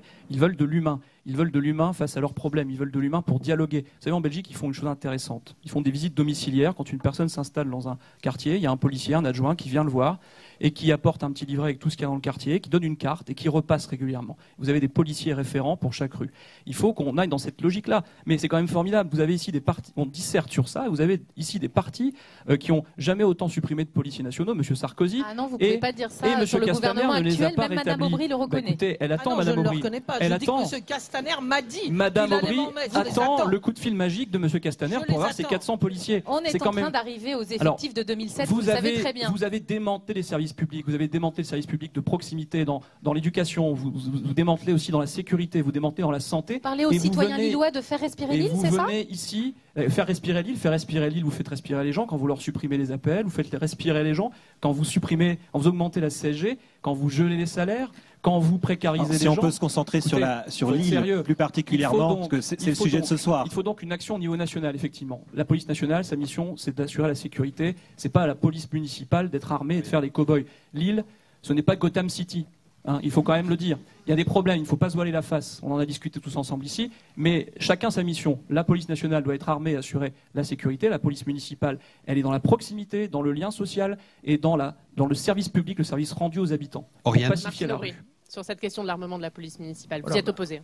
Oui, j'y suis opposé d'abord parce que la loi, elle est claire. Qu'est-ce que doit faire le national? Tâche régalienne de l'État, assurer la sécurité publique. Est-ce qu'on va envoyer des agents municipaux, comme le propose Mme Spielbout, de 22 h le soir à 4 h du matin pour aller lutter contre les stupéfiants? Mais c'est vraiment ne rien connaître à l'organisation. Vous avez mal lu mon programme, vous l'avez écrit. Mais c'est vrai qu'il a beaucoup bougé. Mais là, en tout cas, vous l'avez dit et écrit. Moi, je suis effectivement absolument contre des armes létales pour une raison simple, c'est un rôle régalien de l'État et il faudra demain qu'il y ait des villes par exemple riches qui embauchent des policiers, qui leur mettent des armes pendant que d'autres à côté ne puissent pas le faire. En plus, ce n'est pas la mission de la police municipale. Sa mission, c'est la tranquillité, c'est de dissuader, c'est d'accompagner notamment les victimes. Nous les protégeons, je vous rassure, Madame Spielbout, ils ont tous évidemment des gilets pare-balles. Nous avons été les premiers à mettre en place les caméras piétons quand elles ont été permises par l'État. Ils ont des bâtons de défense en plus du tonfa et ils ont une brigade canine que nous avons mis en place maintenant. Nous voulons les augmenter de 50. Je dis si nous y arrivons, parce que là aussi j'entends 100, 150. Pour passer à 120, pendant ce mandat, ça a été très compliqué parce que le statut de policier municipal n'est pas bien reconnu dans le statut de la fonction publique et moi, je le respecte. Ceux qui ne savent pas ça ne savent pas ce que c'est. Néanmoins, nous espérons arriver à 50. Je dis nous espérons. Et deuxièmement, nous ferons un hôtel de ville pour les policiers municipaux pour que ça ne soit pas seulement par téléphone que les Lillois les voient, mais qu'ils puissent aller sur place, qu'ils puissent effectivement les rencontrer. Donc pour nous, c'est évidemment important. Alors, un centre de supervision urbaine, oui, si c'est nécessaire, quand il y a suffisamment de caméras de surveillance. Quand je vous entends dire, Monsieur Laubresse, qu'aux centrales de police, on ne contrôle pas évidemment les caméras de la ville, mais dès qu'il y a quelqu'un d'arrêté, non mais attendez, encore cette semaine, rue de Béthune, parce que j'ai travaillé avec les commissaires, parce qu'il y a eu des vols, ce sont les caméras qui ont permis du métro, avec des types qui sont... Non, mais le métro, il y en a plein partout, il y en a 6647. Monsieur Daubresse, non, attendez, je finis ma dernière phrase. Très vite. On arrête de dire que c'est 6647. Quand on est dans le métro, quand on est dans un commerce, cela permet devant la justice de faire la preuve et de pouvoir rattraper les personnes et les sanctionner. Voilà ce qui est important. Okay. Mais alors, le plus important, c'est des hommes et des femmes de la police nationale sur le terrain. Parce que Julien Poix regarde les compteurs. Marc-Philippe Daubresse, vous n'êtes pas du tout d'accord. Votre programme, mais vous avez beaucoup d'avance. Votre programme, je le rappelle, augmenter, armer et mieux former les policiers municipaux. Moi, je propose aussi de recruter 50 policiers municipaux dans leur mission de proximité. Attendez, non, il faut lire mon programme. 50 policiers et 50 médiateurs, ce qui n'est pas la même chose. Le débat entre anciens ministres maintenant. Bon. Et d'autre part, moi, je n'ai jamais besoin de rappeler et d'autre part, je dis que, vous savez, je suis un pragmatique. Je me suis posé la question, faut-il armer ou pas les policiers municipaux? Qu'est-ce qui s'est passé? C'est que la délinquance a changé de nature fortement. On l'a dit, les trafics de drogue sont pris en main par des mafias, ce qui n'était pas le cas il y a une dizaine d'années. Et donc, quelque part, les policiers municipaux nous demandent de les armer. Ils vont dans les quartiers, ils se font caillasser, les policiers municipaux. Et donc, ils ont besoin d'être protégés. Et finalement, dans toutes les villes qui l'ont fait, il n'y a pas eu de bavure. Deuxièmement, Madame Aubry, l'intérêt d'avoir des caméras et réseaux de caméras, pas que sur l'île, sur d'autres villes de la communauté, et en utilisant justement le métro et les moyens de transport, c'est la coordination des moyens et la traçabilité des personnes. Moi, j'ai réussi à faire arrêter un meurtrier qui est parti de Lambersart et qui a finalement écrasé quelqu'un au milieu de Saint-André. Parce qu'on a pu le tracer jusqu'au bout et qu'on l'a repéré parce qu'il y avait des caméras qui ont permis de l'arrêter. Vous n'avez pas arrêté le meurtre? Comment? Vous n'avez pas arrêté le meurtre? Parce que la caméra ne descend pas pour arrêter, ça c'est clair. On n'a pas arrêté le meurtre, évidemment, puisqu'il a roulé sur une personne. Mais on l'a tout de suite arrêté, alors qu'il se serait sauvé. Il était belge en plus. Il se serait sauvé en Belgique. T'es belge. Une dernière question, Ryan Montini. Une dernière question. On a l'impression d'avoir des histoires belges. Une dernière question. Non, mais c'est pas une histoire belge. Ça ne fait pas rigoler, monsieur Bali. Quand quelqu'un meurt, si on n'est pas foutu de le rattraper, c'est un sujet, parce qu'il va récidiver, la personne. Et troisième chose, j'ai pas fini, demain je présente un rapport au Sénat sur la lutte contre le terrorisme. Et je dis que dans certaines circonstances, notamment sur les questions quand il y a la braderie, et quand il y a des manifestations très importantes, c'est pas forcément inintéressant, sous contrôle de la CNIL, d'avoir de la reconnaissance faciale. Parce que vous allez voir qu'il y a des sortants de prison, il y a 100 sortants de prison qui vont sortir là dans les 2 ans qui viennent, et s'il y a à nouveau un attentat qui est commis, on pourra discuter de mes propositions. Ok, et il nous reste 3 minutes, une dernière question. Alors, s'il reste 3 minutes, très rapidement, chacun... Monsieur Daubresse, la sécurité des micros. Très rapidement, chacun d'entre vous, mais un sujet qui inquiète à Lille, c'est la recrudescence du trafic de drogue, du trafic de stupéfiants. Julien Poix, comment vous faites pour lutter contre ce trafic? Eh bien, il y a plusieurs échelles. Effectivement, il y a un problème avec l'entrée d'Europe, en fait, au port d'Anvers, port de Rotterdam. Il faut donc renforcer les contrôles aux frontières de l'Union européenne pour justement assécher l'arrivée. Et Lille est la plaque tournante, effectivement, il ne faut pas le nier. C'est pour ça que je propose aussi, cette réponse, je le portais quand j'étais candidat aux élections européennes, de renforcer les contrôles interdouanes dans les ports des frontières extérieures de l'Union européenne. C'est une nécessité. Sinon, nous pourrons parler et palabrer pendant des heures si on n'agit pas à la source, si on n'agit pas à la porte d'entrée au niveau de l'Union européenne. Deuxièmement, qu'est-ce qu'on fait au niveau local ? Moi, je le dis, je redis, c'est l'humain qui réglera le problème. C'est l'humain qui fait des enquêtes. C'est l'humain qui va parler aux gens dans les cages d'escalier. C'est l'humain qui est la clé de tout dans cette logique ici de lutte contre l'insécurité. Et donc, sur cette question des drogues, que fait-on? Il faut faire sortir les consommateurs de cette addiction. Il faut donc des moyens forts. Il faut donc développer ces salles de soins et d'accompagnement, qu'elles soient mobiles ou fixes dans le cadre du CHR. Il faudra réfléchir avec les associations pour voir où est-ce que c'est le plus sage de les implanter. Mais il faut des moyens humains. Et ça, on a beau le dire. Merci, c'est pour ça que je conclue là-dessus. C'est que vous avez ici des protagonistes qui sont tirés eux-mêmes une balle dans le pied. Ils ont tiré eux-mêmes une balle dans le pied du service public et qui viennent maintenant faire des leçons de maintien. Monsieur Bali, s'exprimer sur ce thème. Monsieur Bali. La question de la drogue doit être prise suivant 2 prismes. Le premier, celui de la consommation locale, sur lequel, en fait, on porte et on propose la mise en place d'une salle de consommation à moindre risque. Il y aura un appel à manifestation d'intérêt en 2021. Et maire, je ferai en sorte que, comme Paris et Strasbourg, Lille répondent et il y ait une salle qui soit installée. C'est une question à la fois sanitaire, c'est une question qui permet de la prévention et c'est aussi une question de sécurité vis-à-vis des riverains qui aujourd'hui, comme ça a pu l'être dit, en fait, ont notamment des seringues avec toutes les conséquences que ça peut avoir si des enfants se piquent. La deuxième dimension est la question du trafic. Le trafic, on l'a évoqué tout à l'heure avec la mobilisation de moyens humains, mais c'est aussi l'ensemble d'une chaîne. C'est la question des douanes, c'est la question de la justice. Et maire de Lille, moi je poserais aussi, au niveau national, la question de l'échec de la loi de 1970, celle de la pénalisation. Ça fera 50 ans que cette loi aura montré finalement des échecs. Merci, monsieur Bali, on va faire le tour. Gouvernement successif après gouvernement, il n'y a pas eu de modification. Quand on regarde nombre de pays, je pense au Canada, d'États américains, qui regardent avec pragmatisme la question et qui fait qu'aujourd'hui, après 50 ans de pénalisation, on a une consommation par habitant de drogue qui est supérieure, par exemple, aux Hollandais. Il faut impérativement politiser et sortir de cette loi qui est absurde. Dernière prise de parole. Violette Pilbout, est-ce qu'il faut renforcer les contrôles aux frontières? Moi, je voudrais plutôt rebondir sur quelque chose de complémentaire de ce qui a été dit et qui a du bon sens, bien sûr, sur l'échelon européen et tous les échelons sur lesquels il faut agir.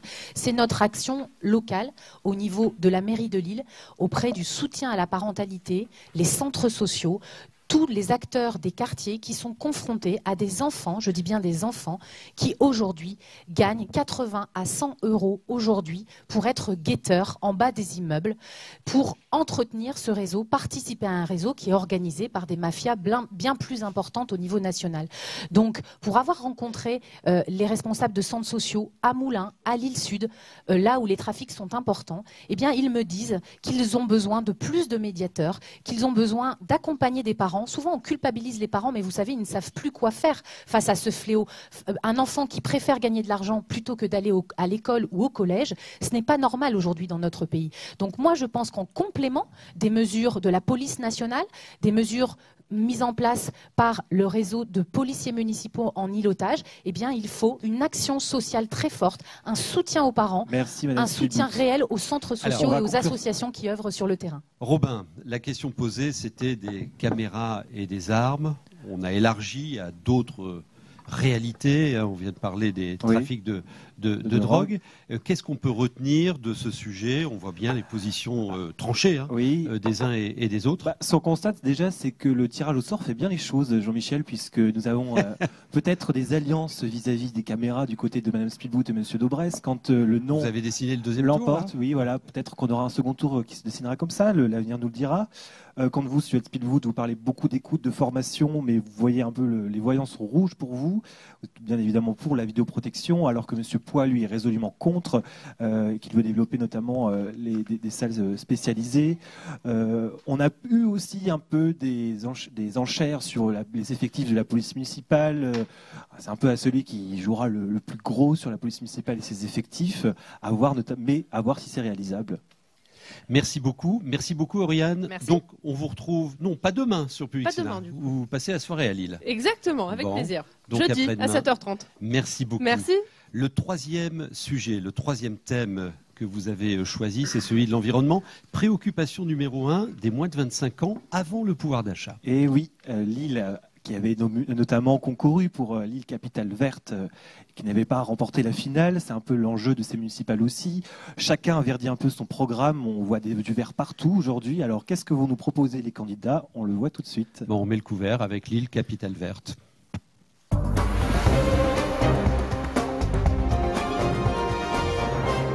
Et Mathieu Delcroix revient en deuxième semaine pour nous parler de l'environnement et Lille. Tout à fait, un sujet important à Lille dans cette campagne.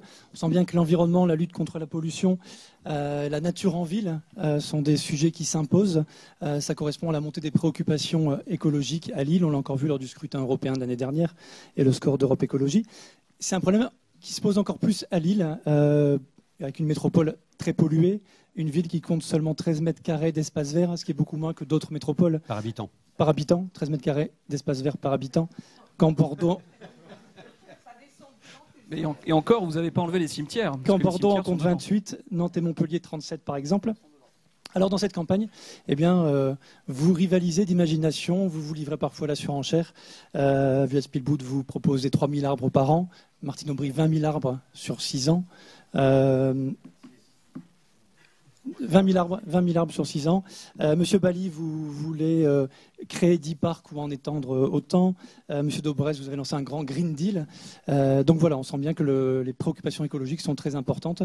Vous allez pouvoir nous exposer chacun vos propositions sur ce sujet. Et vous restez là parce qu'on entendra bien évidemment vos questions. Donc on commence avec vous, Julien Poix, à un tour d'horizon, 2 minutes chacun, pour entendre vos propositions. En matière d'écologie populaire, le temps n'est plus à la demi-mesure. Nous avons suffisamment perdu de temps. Il faut donc adapter la ville aux 3 urgences qui sont face à nous. L'urgence écologique, l'urgence sociale, l'urgence démocratique. Et nous sommes la seule liste à Lille à lier étroitement ces 3 urgences. Et sur la question, par exemple, du parc Saint-Sauveur, il faut être très clair. Quand c'est pas clair, c'est qu'il y a un mystère. Je le dis très clairement. C'est une variante de ma propre composition. Oui, ça nous parle, ça. Saint-Sauveur. Notre proposition avec Décider pour Lille est très claire. 0 construction sur les 23 hectares, avec une gestion en coopérative citoyenne que nous sommes les seuls à proposer dans la droite ligne de ce que porte comme combat depuis des mois et des mois l'association Parc et le collectif Faites la Friche. C'est une nécessité, c'est une urgence sociale, parce que Moulins étouffe aussi par ce manque d'espace vert. C'est une nécessité aussi écologique, puisque vous avez très bien dit 14 mètres carrés par habitant, 9 mètres carrés, on m'a même dit une fois quand on enlève les cimetières de l'Est et de l'île Sud, c'est vous dire si la ville est mal partie, 1700 morts par an. Mesure d'urgence, mesure d'égalité, puisque ce parc, il est aussi tourné. Il sera tourné vers les quartiers populaires, en particulier Moulins. Donc il faut agir vite. C'est très clair, zéro construction, 23 hectares non construits et une gestion en coopérative citoyenne pour que les gens se construisent en tant que citoyens et qu'on n'aille pas encore construire du béton. C'est la logique. Se construire en tant que citoyen émancipé et pas encore bétonné, comme ça a été le cas pendant des années. Il faut aussi exploiter d'autres parcs. Est-ce que quelqu'un connaît à Lille le jardin botanique, jardin des plantes? Il y en a qui le connaissent. Il est dans un état d'abandon qui est déplorable, classé au monument historique. Il faut donc en faire un lieu important, la cité de la nature et de l'environnement en ville, c'est ce que je propose, avec une couverture juste devant qui pourrait connecter Moulins avec ce parc qui fait partie de Moulins. Et ça, c'est une urgence. J'ai rencontré le collectif d'habitants qui se bat justement autour du jardin des plantes. C'est une mesure urgente. Et mettre en avant ce qui existe, c'est aussi une nécessité. Après, il faut aussi, quand on parle d'environnement, changer d'échelle et se mettre au niveau de la MEL. Il faut un objectif très fort. Moins 10% de l'empreinte carbone d'ici 2050, c'est une nécessité. Comment faire quand on parle d'écologie? Eh bien, il faut d'abord, je termine, relocaliser l'économie. On n'a pas parlé d'emploi ce soir. 33% des ouvriers lillois sont au chômage. Et ça, c'est un bilan aussi qui est négatif, il faut quand même le dire. Voilà. Et donc, il faut créer des pôles d'activité en lien avec l'écologie, avec les emplois de demain. Je termine juste. L'éco-construction, très vite, le recyclage, le pôle du dernier kilomètre, le pôle de l'artisanat et de l'activité coopérative. Ce sont les emplois locaux qu'il faut pour réduire l'empreinte carbone. Et nous parlerons peut-être des transports gratuits universels. Vous avez chiffré la réduction de l'empreinte carbone? Alors, on est sur les mesures du pacte, donc 10% d'ici 2050. C'est l'objectif que le pacte se fixe et que je soutiens. Stéphane Badi. Voilà. Oui. Je pense qu'il faut bien comprendre d'où on part. 41,5 degrés le 25 juillet dernier. Une qualité de l'air dégradée.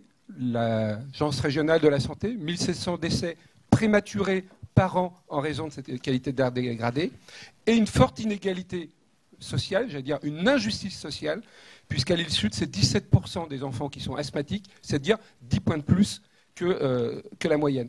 Et il n'y a pas de fatalité. Moi, ce que je propose, c'est de prendre soin, de répondre à l'urgence écologique, de sauver le climat, mais prendre soin, c'est aussi prendre soin de nous, parce qu'aujourd'hui, c'est aussi une question environnementale, c'est une question d'urgence climatique, mais c'est une question sanitaire. Donc c'est prendre soin de nous et des autres. D'un point de vue climatique, les territoires, les villes, c'est là où finalement se réalisent, où sont émis 70% des émissions de CO2. Donc on voit que la réponse aux défis climatiques, elle est réellement sur nos territoires. Et il nous faut mener une politique de crise. Nous sommes face à une crise sans précédent. Il faut mener une politique de crise et d'être en guerre totale contre le dérèglement climatique. C'est une question de changement de civilisation. Le dernier rapport publié par l'Agence européenne de l'environnement, 2100, c'est la question de Dunkerque sous les eaux. C'est 70 000 habitants 30%. qui pourraient être amenés à devoir être déplacés. On voit, on est quelque part, le monde de demain, il peut être totalement différent. Il nous faut agir à la hauteur de ces enjeux. Donc nous, ce qu'on propose, c'est évidemment de changer de modèle de ville, d'écrire une nouvelle histoire pour l'île avec moins de voitures. Je pense qu'on pourra y revenir, d'une ville qui soit enfin libérée de l'emprise de la voiture, une ville qui soit 100% cyclable, une ville qui s'engage dans un autre modèle économique. C'est la raison pour laquelle je propose de ne pas renouveler le contrat d'affichage publicitaire, puisque c'est aussi un modèle de consommation. Il faut être cohérent. Et c'est l'engagement de diviser par 2 nos émissions de CO2 d'ici 2030 et d'atteindre au plus vite la neutralité carbone. Je pense qu'on pourrait y revenir au regard des propositions de certains candidats. On en parlera après. Je vais laisser la parole à Madame Aubry, s'il vous plaît. Ces objectifs, on les a votés. Ces objectifs qu'on a moins 30 en 2030, moins 50% et ville bas carbone en 2050, c'est ce qu'on a tous effectivement en tête. La première chose que je voulais dire, c'est que les pics de pollution que nous avons, il faut comprendre pourquoi nous les avons. Voilà. On a 50 pics de pollution à peu près par an qui dépassent les normes de l'Organisation mondiale de la santé, qui sont des recommandations. Il faut aller vers elles. Qu'est-ce qui entraîne cela? Nous sommes bien placés, contrairement à ce qu'on dit, sur les particules 10. On est très mal placés, c'est ça qui est dangereux, sur les particules 2,5, les petites. Pourquoi? La première cause, et pour avoir bien travaillé avec ceux qui mesurent cela et les experts, la première cause, quand il y a un pic de pollution, 38 à 80% de ce pic est dû soit au vent qui nous arrive d'Allemagne parce qu'il se chauffe au charbon, soit à ce qui nous arrive des deux grands ports industrialo-portuaires d'Anvers et de Rotterdam. Ça ne veut pas dire qu'il ne faut rien faire. Mais même si on était un grand jardin sans logement, ce qui est formidable, sans bureau, sans rien, nous aurions quand même des pics de pollution à Lille. Alors il faut agir d'abord en Europe, c'est clair. Et il faut agir sur ce qui dépend de nous. De nous, c'est la voiture et c'est effectivement les camions. Moi, je voudrais remercier Audrey Linkenheld parce que nous n'avons pas gagné à Oslo. Nous avons été finalistes. Pourquoi? Pour la première fois, pour une ville qui se présentait pour la première fois, parce que depuis que nous avons fait notre premier plan de développement durable, en 2001, premier agenda 21 en France, nous avons fait 2 plans de circulation. Nous les avons défendus bien seuls. En 2005, en 2016, mis la ville aujourd'hui à 30 km/h, un engagement que nous avons pris à Oslo. Nous avons développé la nature en ville insuffisamment, même si dans ce mandat, tous les projets en cours, et on reviendra sur Saint-Sauveur, sont des projets qui ont une autre répartition entre la nature et effectivement la construction. Merci Madame Aubry. On va passer quand même à Marc Debresse, parce que vous avez déjà passé votre temps. Du coup, Monsieur Debresse, c'est à vous d'intervenir sur vos 2 minutes de présentation. Oui, d'abord, je voudrais dire à Julien Poix qu'il n'a pas lu mon programme, parce que figurez-vous que je me suis... si j'ai fait une alliance avec mon ami Thierry Pochet et Valérie Petit, ce n'est pas pour des questions de mettre la droite et le centre ensemble, c'est aussi parce que nous avons fusionné nos programmes et que nous avons beaucoup travaillé ensemble et que Valérie, qui est une grande spécialiste des questions d'écologie à l'Assemblée nationale, nous a prévu ce qu'on appelle un New Green Deal, c'est-à-dire un plan vert. Et ce qui nous frappe, lance la Commission européenne. Ce qui nous frappe, on est d'accord sur les objectifs, on a à peu près les mêmes sur les questions d'empreinte carbone. Lille d'ailleurs et Lambersart aussi avaient entamé des choses là-dessus dès 2008. Mais la question de la mobilisation générale, c'est la question du chemin et de la méthode. Nous pensons qu'il faut une grande mobilisation citoyenne qui parle de solidarité, qui parle de citoyenneté, qui parle d'écologie, qui parle de nature en ville et qui traite tous les sujets. Il y a le sujet de la mobilité, il y a le sujet de la circulation, il y a le sujet du stationnement. La politique de stationnement, c'est un sujet majeur. Certes, Madame Aubry, il y a eu moins de pollution dans le centre-ville, notamment dans le Vieux-Lille, avec le nouveau plan de circulation, avec l'impact que ça a eu sur les commerçants. Mais derrière, on a bougé les choses. Et c'est sur l'anneau. Et c'est sur l'anneau. Non, c'est pas positif, désolé. Bah, écoutez, bon. Je demanderai aux commerçants, on peut faire un sondage de commerçants si vous voulez. Bon, mais vous avez déplacé la pollution sur la couronne d'après, c'est-à-dire le boulevard Hoover, etc. Pas très loin de Saint-Sauveur, justement, où on a l'endroit le plus pollué de l'île. Il faut une mobilisation citoyenne. Ça veut dire qu'il faut faire confiance aux gens. Il faut une écologie de solution, pas une écologie dogmatique qui sanctionne, qui punit, qui interdit les choses, parce que ce n'est pas comme ça qu'on y arrivera. Il faut essayer de mettre en place une nouvelle méthode. La nature en ville, bien sûr, on est tous d'accord. Alors, il y en a qui veulent planter des arbres de naissance, d'autres qui veulent faire des forêts. Ce n'est pas le sujet. Il faut mettre de la fraîcheur et de la verdure à Lille. Et nous proposons de faire mètre par mètre, avec les conseils de quartier, un plan nature qui concerne les squares, qui concerne aussi plein d'endroits, les végétalisations de façade. Il y a plein de boîtes à outils. Vous savez, j'ai aussi fait partie du Grenelle de l'environnement. Mon ami Jean-Louis Borloo m'a demandé de représenter l'Assemblée nationale là-bas. Et c'est un plan structuré. Et c'est un plan structuré qui, avec des objectifs très précis et une multiplicité d'objectifs et surtout une méthode citoyenne qui permet de s'en sortir. Nous n'avons pas la même méthode et nous voulons faire une mobilisation citoyenne sur le sujet, y compris avec les commerçants. À vous, Violette Philbout. Merci. Bien, moi, je me réjouis que cette campagne municipale, elle soit l'occasion de constater que pour l'ensemble des concurrents aux élections municipales, la prise de conscience sur l'urgence climatique soit commune, les mesures soient fortement proches, parce que nous sommes sûrs que quel que soit le maire de Lille demain, de vraies mesures écologiques seront prises et nous pourrons avoir plus de nature à Lille, nous pourrons avoir des mobilités adoucies, nous pourrons avoir aussi une mairie qui sera exemplaire en termes de lutte contre contre le gaspillage, de zéro déchet. Nous avons de vraies responsabilités devant nous et tant mieux si ce débat fait prendre conscience à beaucoup de Lillois des questions d'urgence écologique. C'est d'ailleurs nos jeunes qui nous y sensibilisent dans les marches pour le climat, qui sont dans la rue pour manifester. Moi, je suis maman de 2 filles de 14 et 21 ans. Je suis ingénieure en santé publique. Mon collectif, ce sont 300 Lilloises et Lillois qui sont engagés pour l'écologie de façon sincère, de façon authentique, à leur mesure. Peut-être ils ne sont pas parfaits.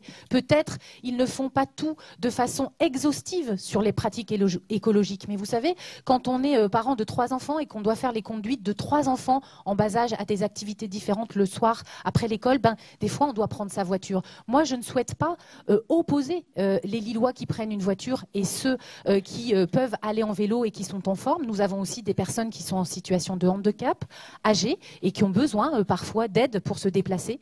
Mais je veux par contre que tout le monde progresse, que nous puissions progresser ensemble. Et pour cela, pour moi, le rôle du maire de Lille, c'est de faciliter les choix, d'accompagner ces choix. Je sais que quand je suis en porte-à-porte, beaucoup de Lillois me disent qu'ils veulent faire du vélo, mais ils ont peur de se faire voler le vélo, ils ont peur de circuler à Lille parce qu'on n'est pas en sécurité, il manque d'éclairage public. Donc oui, nous avons un grand chantier devant nous et nous proposons des voies vélo express végétalisées, 25 voies à travers la ville pour pouvoir circuler en toute sécurité. Nous proposons aussi des mobilités adoucies, nous proposons de la nature en ville avec des bioparcs et des forêts urbaines. Nous avons beaucoup d'actions pour progresser ensemble. Mais le rôle du maire, c'est d'abord de donner l'exemple à la mairie de Lille avec une flotte automobile très réduite qui devient électrique, des agents municipaux, des élus qui sont en vélo et certains aujourd'hui donnent déjà l'exemple. Tant mieux, nous allons progresser sur ces questions et c'est comme cela que je veux voir l'écologie de façon positive. Océane, première question. Merci à vous. Madame Aubry, vous avez parlé du plan de circulation mis en place. Monsieur Bali, Madame Spielbout, vous avez parlé de la place du vélo. Vous n'avez pas parlé de la place des transports en commun. Notamment, quel équilibre entre la voiture et les mobilités douces, donc vélo, transport en commun à Lille? Oui, eh bien, alors, et la question aussi, vous n'avez pas évoqué des transports gratuits pour toutes et pour tous, combat que nous portons depuis des années. Alors, je précise que Julien Pouat, Martine Aubry, vous avez 1 minute d'avance. Non, de retard. Vous avez donc je peux parler 1 minute de débit. Non, de débit. En plus des autres. Donc on va commencer par les autres, si vous le voulez bien. C'est Stéphane Bali qui a le plus de crédit. Dans du haut débit, donc. Oui, d'accord. Je veux dire, le 15 et 22 mars, préférez l'original à des copies déséquilibrées. Je vais prendre 2 illustrations. La plupart des programmes, la question est précise. La plupart des programmes proposent de verdir les rues, de faire passer des réseaux express vélo, c'est-à-dire une pratique du vélo sécurisé, du tramway, sans nullement questionner la place de la voiture. Donc l'équation, elle est fortement déséquilibrée, sauf à repousser les façades. Voilà. Donc on voit finalement un peu des mots creux, parce que c'est un peu à la mode. Donc faut mettre du vélo, faut verdir les rues, faut mettre le tramway, mais sans se libérer de l'emprise de la voiture. Je suis le seul aujourd'hui à poser noir sur blanc la question de se libérer de l'emprise de la voiture à Lille. Le deuxième volet, c'est celui de la neutralité carbone. Quand on regarde, on a aujourd'hui des candidats qui vous annoncent ça d'ici 2035 sans finalement rien changer au système. Quand vous avez le gouvernement britannique qui, dans son plan pour 2050, ça signifie aujourd'hui annonce l'interdiction des moteurs thermiques en 2032. C'est-à-dire qu'on aurait déjà dû commencer en 2017. C'est sûrement pas avec le gouvernement aujourd'hui, dont sa grande mesure était d'interdire les touillettes en plastique, qu'on va répondre en fait à l'urgence climatique. Donc, il faut voir les choses, je dirais, de façon à la hauteur des enjeux, à la hauteur des défis, et de mener les politiques qui soient systémiques, qui soient holistiques. Merci, et non de façon globale. Ben oui. Madame Spielbout, vous voulez réagir? Oui, j'aimerais que Stéphane Bali ait un peu plus d'humilité, l'original à la copie. Nous sommes tous citoyens lillois, nous sommes tous convaincus de l'urgence climatique. Nous proposons des mesures qui sont sérieuses, réfléchies, travailler à la fois avec ceux qui pratiquent le vélo, ceux qui se baladent à pied en ville, avec des architectes lillois, des urbanistes, avec des experts, avec des spécialistes du zéro carbone, qui regardent ce qui se passe ailleurs, dans d'autres villes, dans le monde. Et on sait qu'en 15 ans, oui, on peut mettre en place un plan plan zéro carbone. Laissez-moi Madame finir. Spibout, je suis co-auteur du seul et unique scénario énergétique national qui va à la neutralité carbone en 2050. En 2050, c'est le seul travail aujourd'hui qui existe. J'en suis co-auteur. Et je peux vous garantir que c'est sûrement pas avec les mesures que vous proposez qu'on y arrivera en 2035. Alors, les mesures que nous proposons, vous n'êtes pas le seul à proposer la réduction de la place de la voiture en ville. Je vais citer un seul exemple. J'ai été la première. Le plan de déplacement. Hein, D'abord, le plan de circulation n'était ni fait ni à faire dans sa forme. Sur l'objectif, nous sommes tous d'accord qu'il faut réduire la place de la voiture en ville. Mais la méthode avec laquelle il a été fait de façon brutale au mois d'août, pendant les vacances, où les Lillois sont rentrés et ne se sont plus retrouvés dans leur ville, est une méthode qu'on ne peut pas reproduire demain. Par contre, nous avons eu l'audace, le courage de proposer les premiers, au mois de décembre, un nouveau secteur piéton dans l'île, un secteur piéton qui sera progressif, qui concernera toute la Grand Place, une grande partie du Vieux-Lille. Il est parfaitement précis. Il y a un plan dans mon programme que j'ai publié au mois de décembre et que j'ai publié en grand dans mon programme le 16 janvier. Et ce secteur piéton, comment nous allons l'animer pour à la fois avoir moins de voitures en ville et avoir des déplacements plus apaisés et surtout une attractivité économique, touristique dans notre cœur de ville? Eh bien, nous allons mettre en place 3000 places de parking à l'extérieur, à Porte des Postes, à Port de Lille et au nord de Lille, pour permettre aux visiteurs, pour permettre aux Lillois de se stationner à proximité des transports en commun et de les prendre. Nous voulons faire les choses dans l'ordre. D'abord, proposer des solutions alternatives aux Lillois, avec les vélos-taxis, avec les transports en commun renforcés. On ne peut pas avoir une baisse de 10% de l'offre Illévia quand on me dit qu'on veut plus de transport public. Et avec, à terme, effectivement, le tramway, le doublement des rames du métro. Avec quand même les seuls élus à la métropole qui n'ont pas voté le schéma directeur des infrastructures de transport. Vous savez très bien pourquoi, monsieur Bailly. Ce sont des élus qui sont sur votre liste, ce sont des colistiers. Et globalement, alors qu'on a un schéma qui a été adopté donc à la quasi-unanimité, il est totalement inconséquent de repartir, Merci, de repartir dans une démarche. Pourquoi on l'a pas voté. Écoutez la question de Mathieu Delcroix. Monsieur Daubresse, ah oui, parce que là, nous, sur les déplacements doux. Écoutez la question de Mathieu Delcroix, s'il vous plaît. Monsieur Daubresse, sur les déplacements doux. Écoutez, sur les déplacements doux, moi, je pense que j'ai été tout de suite très clair. J'ai reçu la DAV, que je connais depuis très longtemps, parce que j'avais élaboré le précédent plan d'urbanisme et que j'avais discuté avec eux déjà dans les années 2004. Et ça a changé d'acteur, mais c'est toujours les mêmes idées. J'ai regardé le plan de la DAV, je l'adopte intégralement. Ça veut dire quoi? Ça veut dire que, alors qu'on est à peu près à 8 millions d'euros, je vais revenir sur la gratuité parce que c'est un vrai sujet, sur les transports. On est à peu près à 8 millions d'euros par an à la MEL dépensés, alors que dans le temps, on était à 3, 4, 5, 6 pour les aménagements cyclables. On a besoin de voies cyclables express sans coupure. Tout le monde le sait. Ça veut dire qu'on multiplie, on passe à 30 ou 32 millions d'euros. C'est la raison pour laquelle je suis le seul à avoir proposé qu'on aille directement sur la question de la MEL, parce que 80% des problèmes de la transition écologique se résolvent à la MEL. Transport, circulation c'est le maire, mais stationnement c'est quand même la MEL, navette, etc., déchets, j'en passe, c'est des meilleurs. Donc, j'ai proposé qu'on passe le budget de transport de plus 30%. Ça veut dire qu'on passe de 450 millions d'euros par an à 600 millions d'euros par an.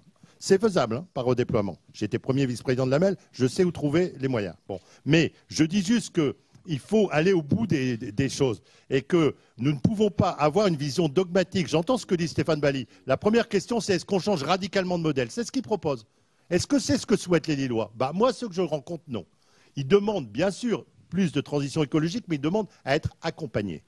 Ils demandent une mobilisation citoyenne. Ils demandent qu'on travaille avec eux et qu'on trouve des solutions innovantes. C'est pour ça qu'on propose les puits à carbone, qui, contrairement à ce que je lis dans certains journaux, sont des puits qui dépolluent aussi sur le NO2. Je suis ingénieur, je dis ça pour certaines personnes qui disent que je ne sais pas ce que c'est que les puits à carbone. Ils devraient reprendre des études, ceux qui disent ça. Bref, mais je dis ça, je dis rien, je ne me fâche pas, j'explique. Mais je dis juste que nous avons besoin d'une vision globale sur plein de sujets. Les modes doux. Et monsieur Bailly, quelle est la métropole aujourd'hui qui a le mieux réussi les transferts de mode? C'est Strasbourg. Quand vous regardez la baisse du mode voiture qui s'est faite, quand on regarde, moi j'ai les résultats en 2019, la baisse du mode voiture, la montée très forte du mode vélo, la montée aussi moins forte, mais du mode marche. Et quand vous regardez la montée du mode transport, c'est Strasbourg. Et Strasbourg, est-ce qu'il a pris une méthode coercitive, punitive comme vous? C'est lui le gardien du temps, en fait. Pas du tout. Et c'est la question du stationnement. C'est en améliorant l'offre de stationnement, notamment par des parkings de dissuasion au large de la ville et des navettes, qu'on a résolu les transferts de mode. Julien Poix, Martine Aubry. J'aimerais bien qu'on ressente quand même aussi le sujet sur Saint-Sauveur, parce que finalement, il y a des gens qui n'ont pas répondu. On reviendra Saint-Sauveur juste après. Donc je peux parler. C'est notre dernier sujet. La DAV, effectivement, je les ai. Vous répondez sur les modes doux, qui est une excellente question, et on termine avec Martine Aubry là-dessus. Ensuite, le bulletin décidé pour Lille est le bulletin du transport gratuit universel pour toutes et pour tous, et nous sommes depuis des années sur ce combat. C'est un combat de justice sociale et de justice sanitaire aussi, parce que 1700 morts par an, parce que si vous avez beaucoup de gens qui ont besoin d'une mobilité pour se déplacer, pour travailler. Je rappelle que 33% des ouvriers, et je suis le seul à avoir prononcé ce mot pendant la soirée, ce n'est pas un gros mot, sont au chômage à Lille. Ils ont besoin de bouger, ils ont besoin donc d'avoir aussi pour leur loisir une capacité de se projeter dans l'espace sans payer. Une personne de l'issue me disait, c'est 12 € pour moi, ma famille, si je veux aller dans le centre-ville le samedi après-midi en transport en commun. Voilà la situation. Transport gratuit pour toutes et pour tous. Nous avons une planification pour le mettre en place. D'abord le bus, le métro. D'abord le bus, puis après le métro sur la fin, une fois qu'on a renégocié la délégation de service public, qu'on l'a cassé plus tôt. Et avec quel financement? Avec 100 millions. Il nous faut 100 millions d'euros pour faire cette gratuité. C'est rien par rapport au défi, par rapport à l'effort de guerre qu'on doit mener par rapport au réchauffement climatique. Moi, voilà, je m'étonne que beaucoup de gens ici autour de la table aient voté, par exemple, les portiques de sécurité qui ont coûté 60 millions d'euros, qui ont voté aussi parfois à la fin de la tarification sociale, et maintenant qui viennent nous promettre, c'est un peu les prométheux de bonjour, comme on disait par chez moi, et qui viennent nous promettre la gratuité. Nous l'avons financé, nous l'avons préparé, nous l'avons planifié, c'est une nécessité et une urgence sociale. Martine Aubry, est-ce que vous juste une chose encore sur le vélo, je termine juste sur le vélo. Nous sommes 10 secondes, s'il vous plaît, sur la DAV, je termine sur une idée de projet concret, parce qu'il faut parler de concret aussi pour que les gens comprennent bien. Nous souhaitons enfin à Lille une grande maison des mobilités et du vélo que la DAV réclame depuis des années. Et je me propose de l'installer sur un lieu symbolique pour reconquérir et piétonniser la Grand Place, c'est-à-dire le parking souterrain de la Grand Place. Faire une grande maison du vélo avec des circuits, avec des ateliers de réparation, un grand garage à vélo, comme ça peut se faire en Belgique ou aux Pays-Bas. Voilà comment concrètement on va reconquérir le cœur urbain, comment on va piétoniser tout en douceur. Merci. Oui, deux façons pour réduire la place de la voiture. D'abord, augmenter les transports collectifs.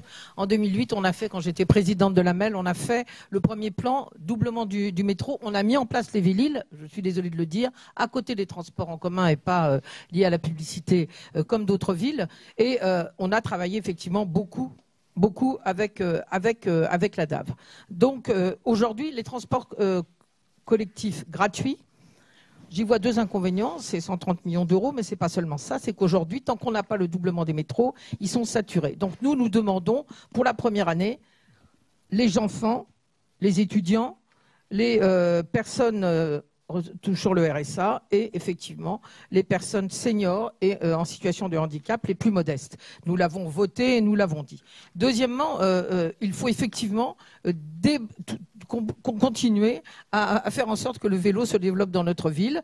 Nous avons déjà 120 km d'aménagement cyclable. C'est insuffisant. On vient de mettre des box à vélo, des 4500 arceaux vélo aujourd'hui à Lille. Il faut aller plus loin et notamment il faut que la MEL fasse tout ce qu'on attend en matière d'aménagement cyclable. On a un plan qui est déposé depuis des mois et on intervient en permanence pour le faire. La maison des mobilités, je suis contente Julien que tu reprennes cette maison des mobilités que nous travaillons depuis 2 ans avec la DAV et sur lequel nous hésitons avec elle sur 2 lieux, soit à côté de la maison de l'habitat durable, soit devant la gare Lille-Europe, parce que là on est central et on pourra faire exactement tout ce que tu as dit, parce que je pense que c'est exactement les termes que j'ai écrits, tant mieux si on se rejoint sur cette partie-là. Voilà, je voudrais dire quand même que sur le plan de déplacement, on a été les seuls à aller le défendre, hein, je veux le dire, c'est normal que les Lillois aient réagi, les commerçants, les habitudes ont été changées, mais aujourd'hui, et c'est la DAF qui le dit, plus 67% d'utilisation du vélo depuis ce plan de circulation, plus 28% transport collectif. Alors on peut causer,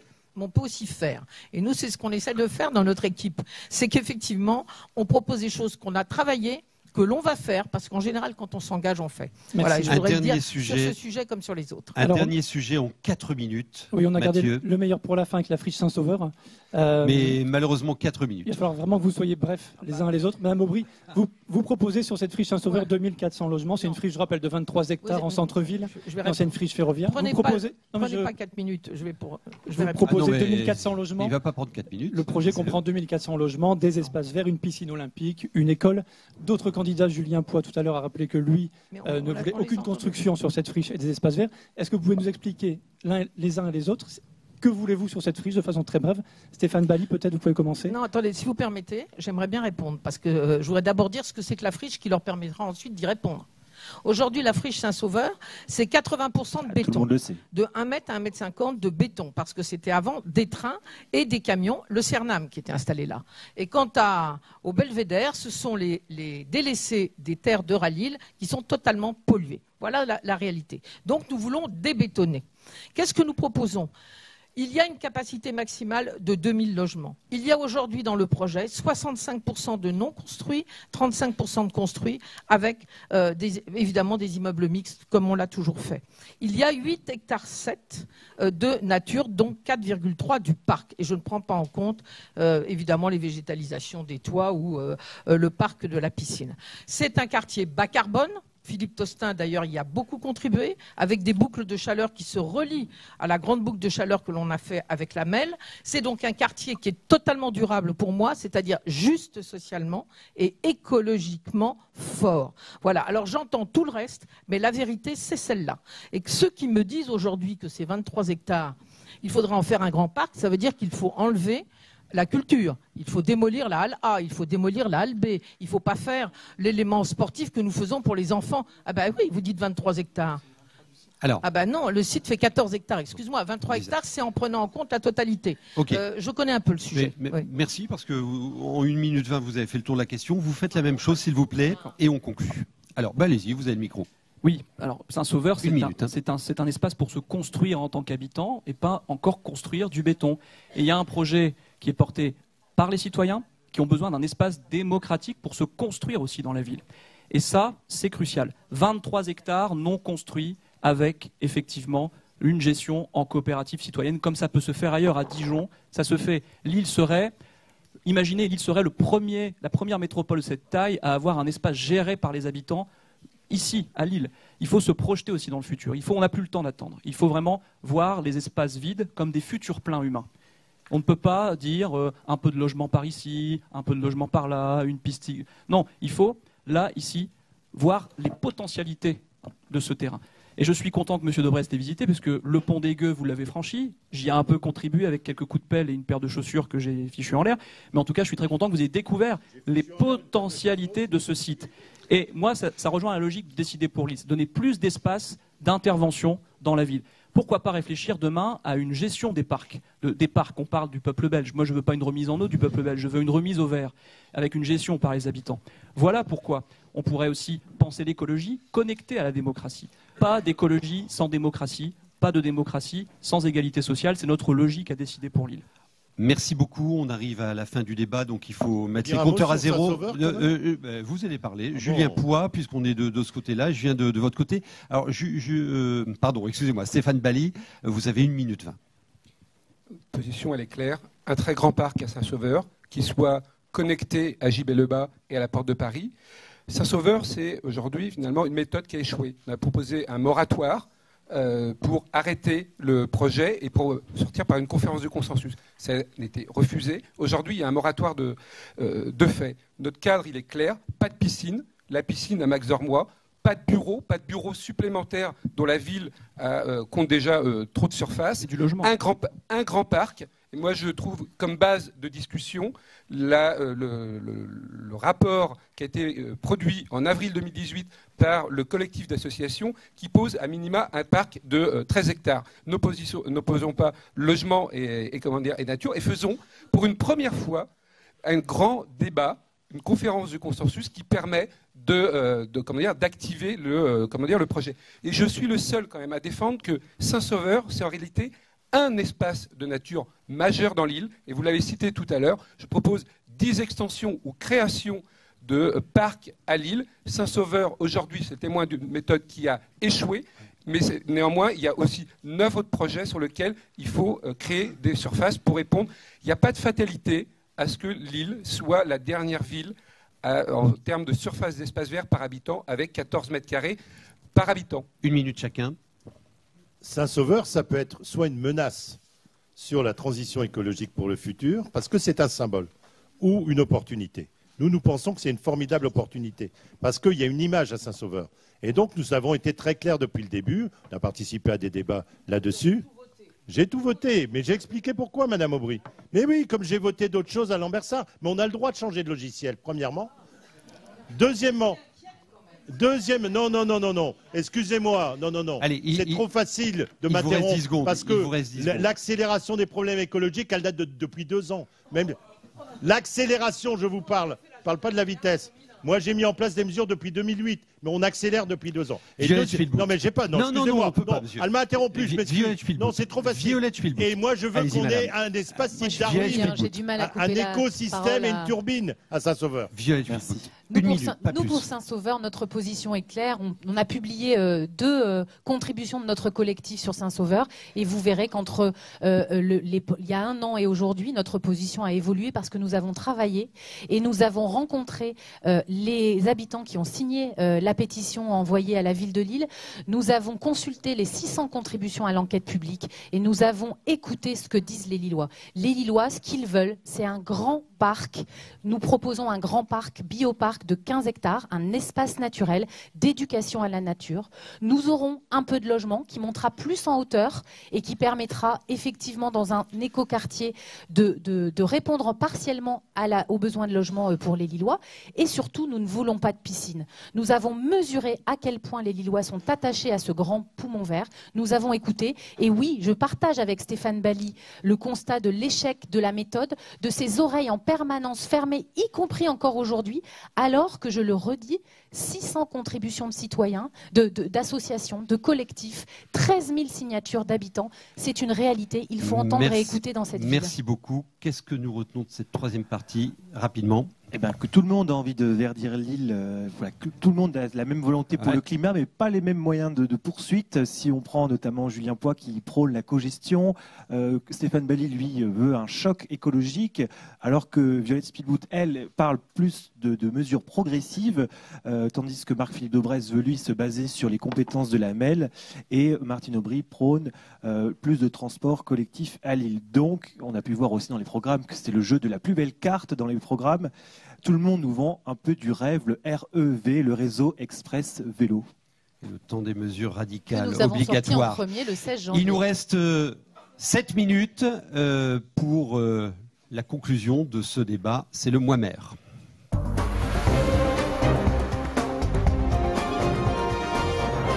Nous rendons l'antenne à 21h27, donc 1 minute, pas plus, pour chacun d'entre vous. Une dernière expression.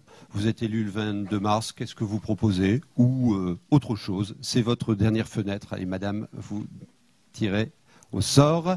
On commence par Marc-Philippe Daubresse. 1 minute maxi. Je ne vais pas faire une tirade à la Hollande, ça s'est mal terminé pour lui quand même. Mais moi, je ne suis pas dans la mégalo, moi, maire de Lille. Donc, première chose, évidemment, ma première priorité étant la sécurité, on l'a compris ce soir, je mets en œuvre immédiatement toutes les mesures qui me permettent, avec le préfet, la concertation qui est nécessaire, de mettre en place mon centre de supervision urbain avec la MEL et mes caméras pour 500 habitants avec la police nationale. Deuxième mesure, je vais chez le cordonnier. Vous voyez, Madame Aubry, elle a une clé de Lille, c'est celle-là. J'ai mis un petit sourire dessus. Pour être encore 20 secondes. Bon. Eh bien, moi, déjà, je fais 3 clés du bureau du maire. Parce qu'il y a Daubresse qui s'occupe des problèmes communautaires, il y a Valérie Petit qui s'occupe de la transition écologique, elle est en rouge tout le temps, vous l'avez remarqué. Et puis, il y a Thierry Pochet qui s'occupe de la proximité et de la sécurité. Et ensuite, je prends un autre jeu de clés.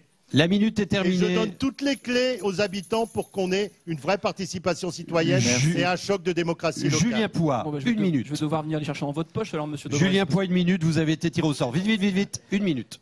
Je ne serai pas le maire assis sur son trône qui a avalé les clés du beffroi justement depuis trop longtemps. Je ne serai pas non plus le maire qui décide de la couleur du pavé dans son bureau.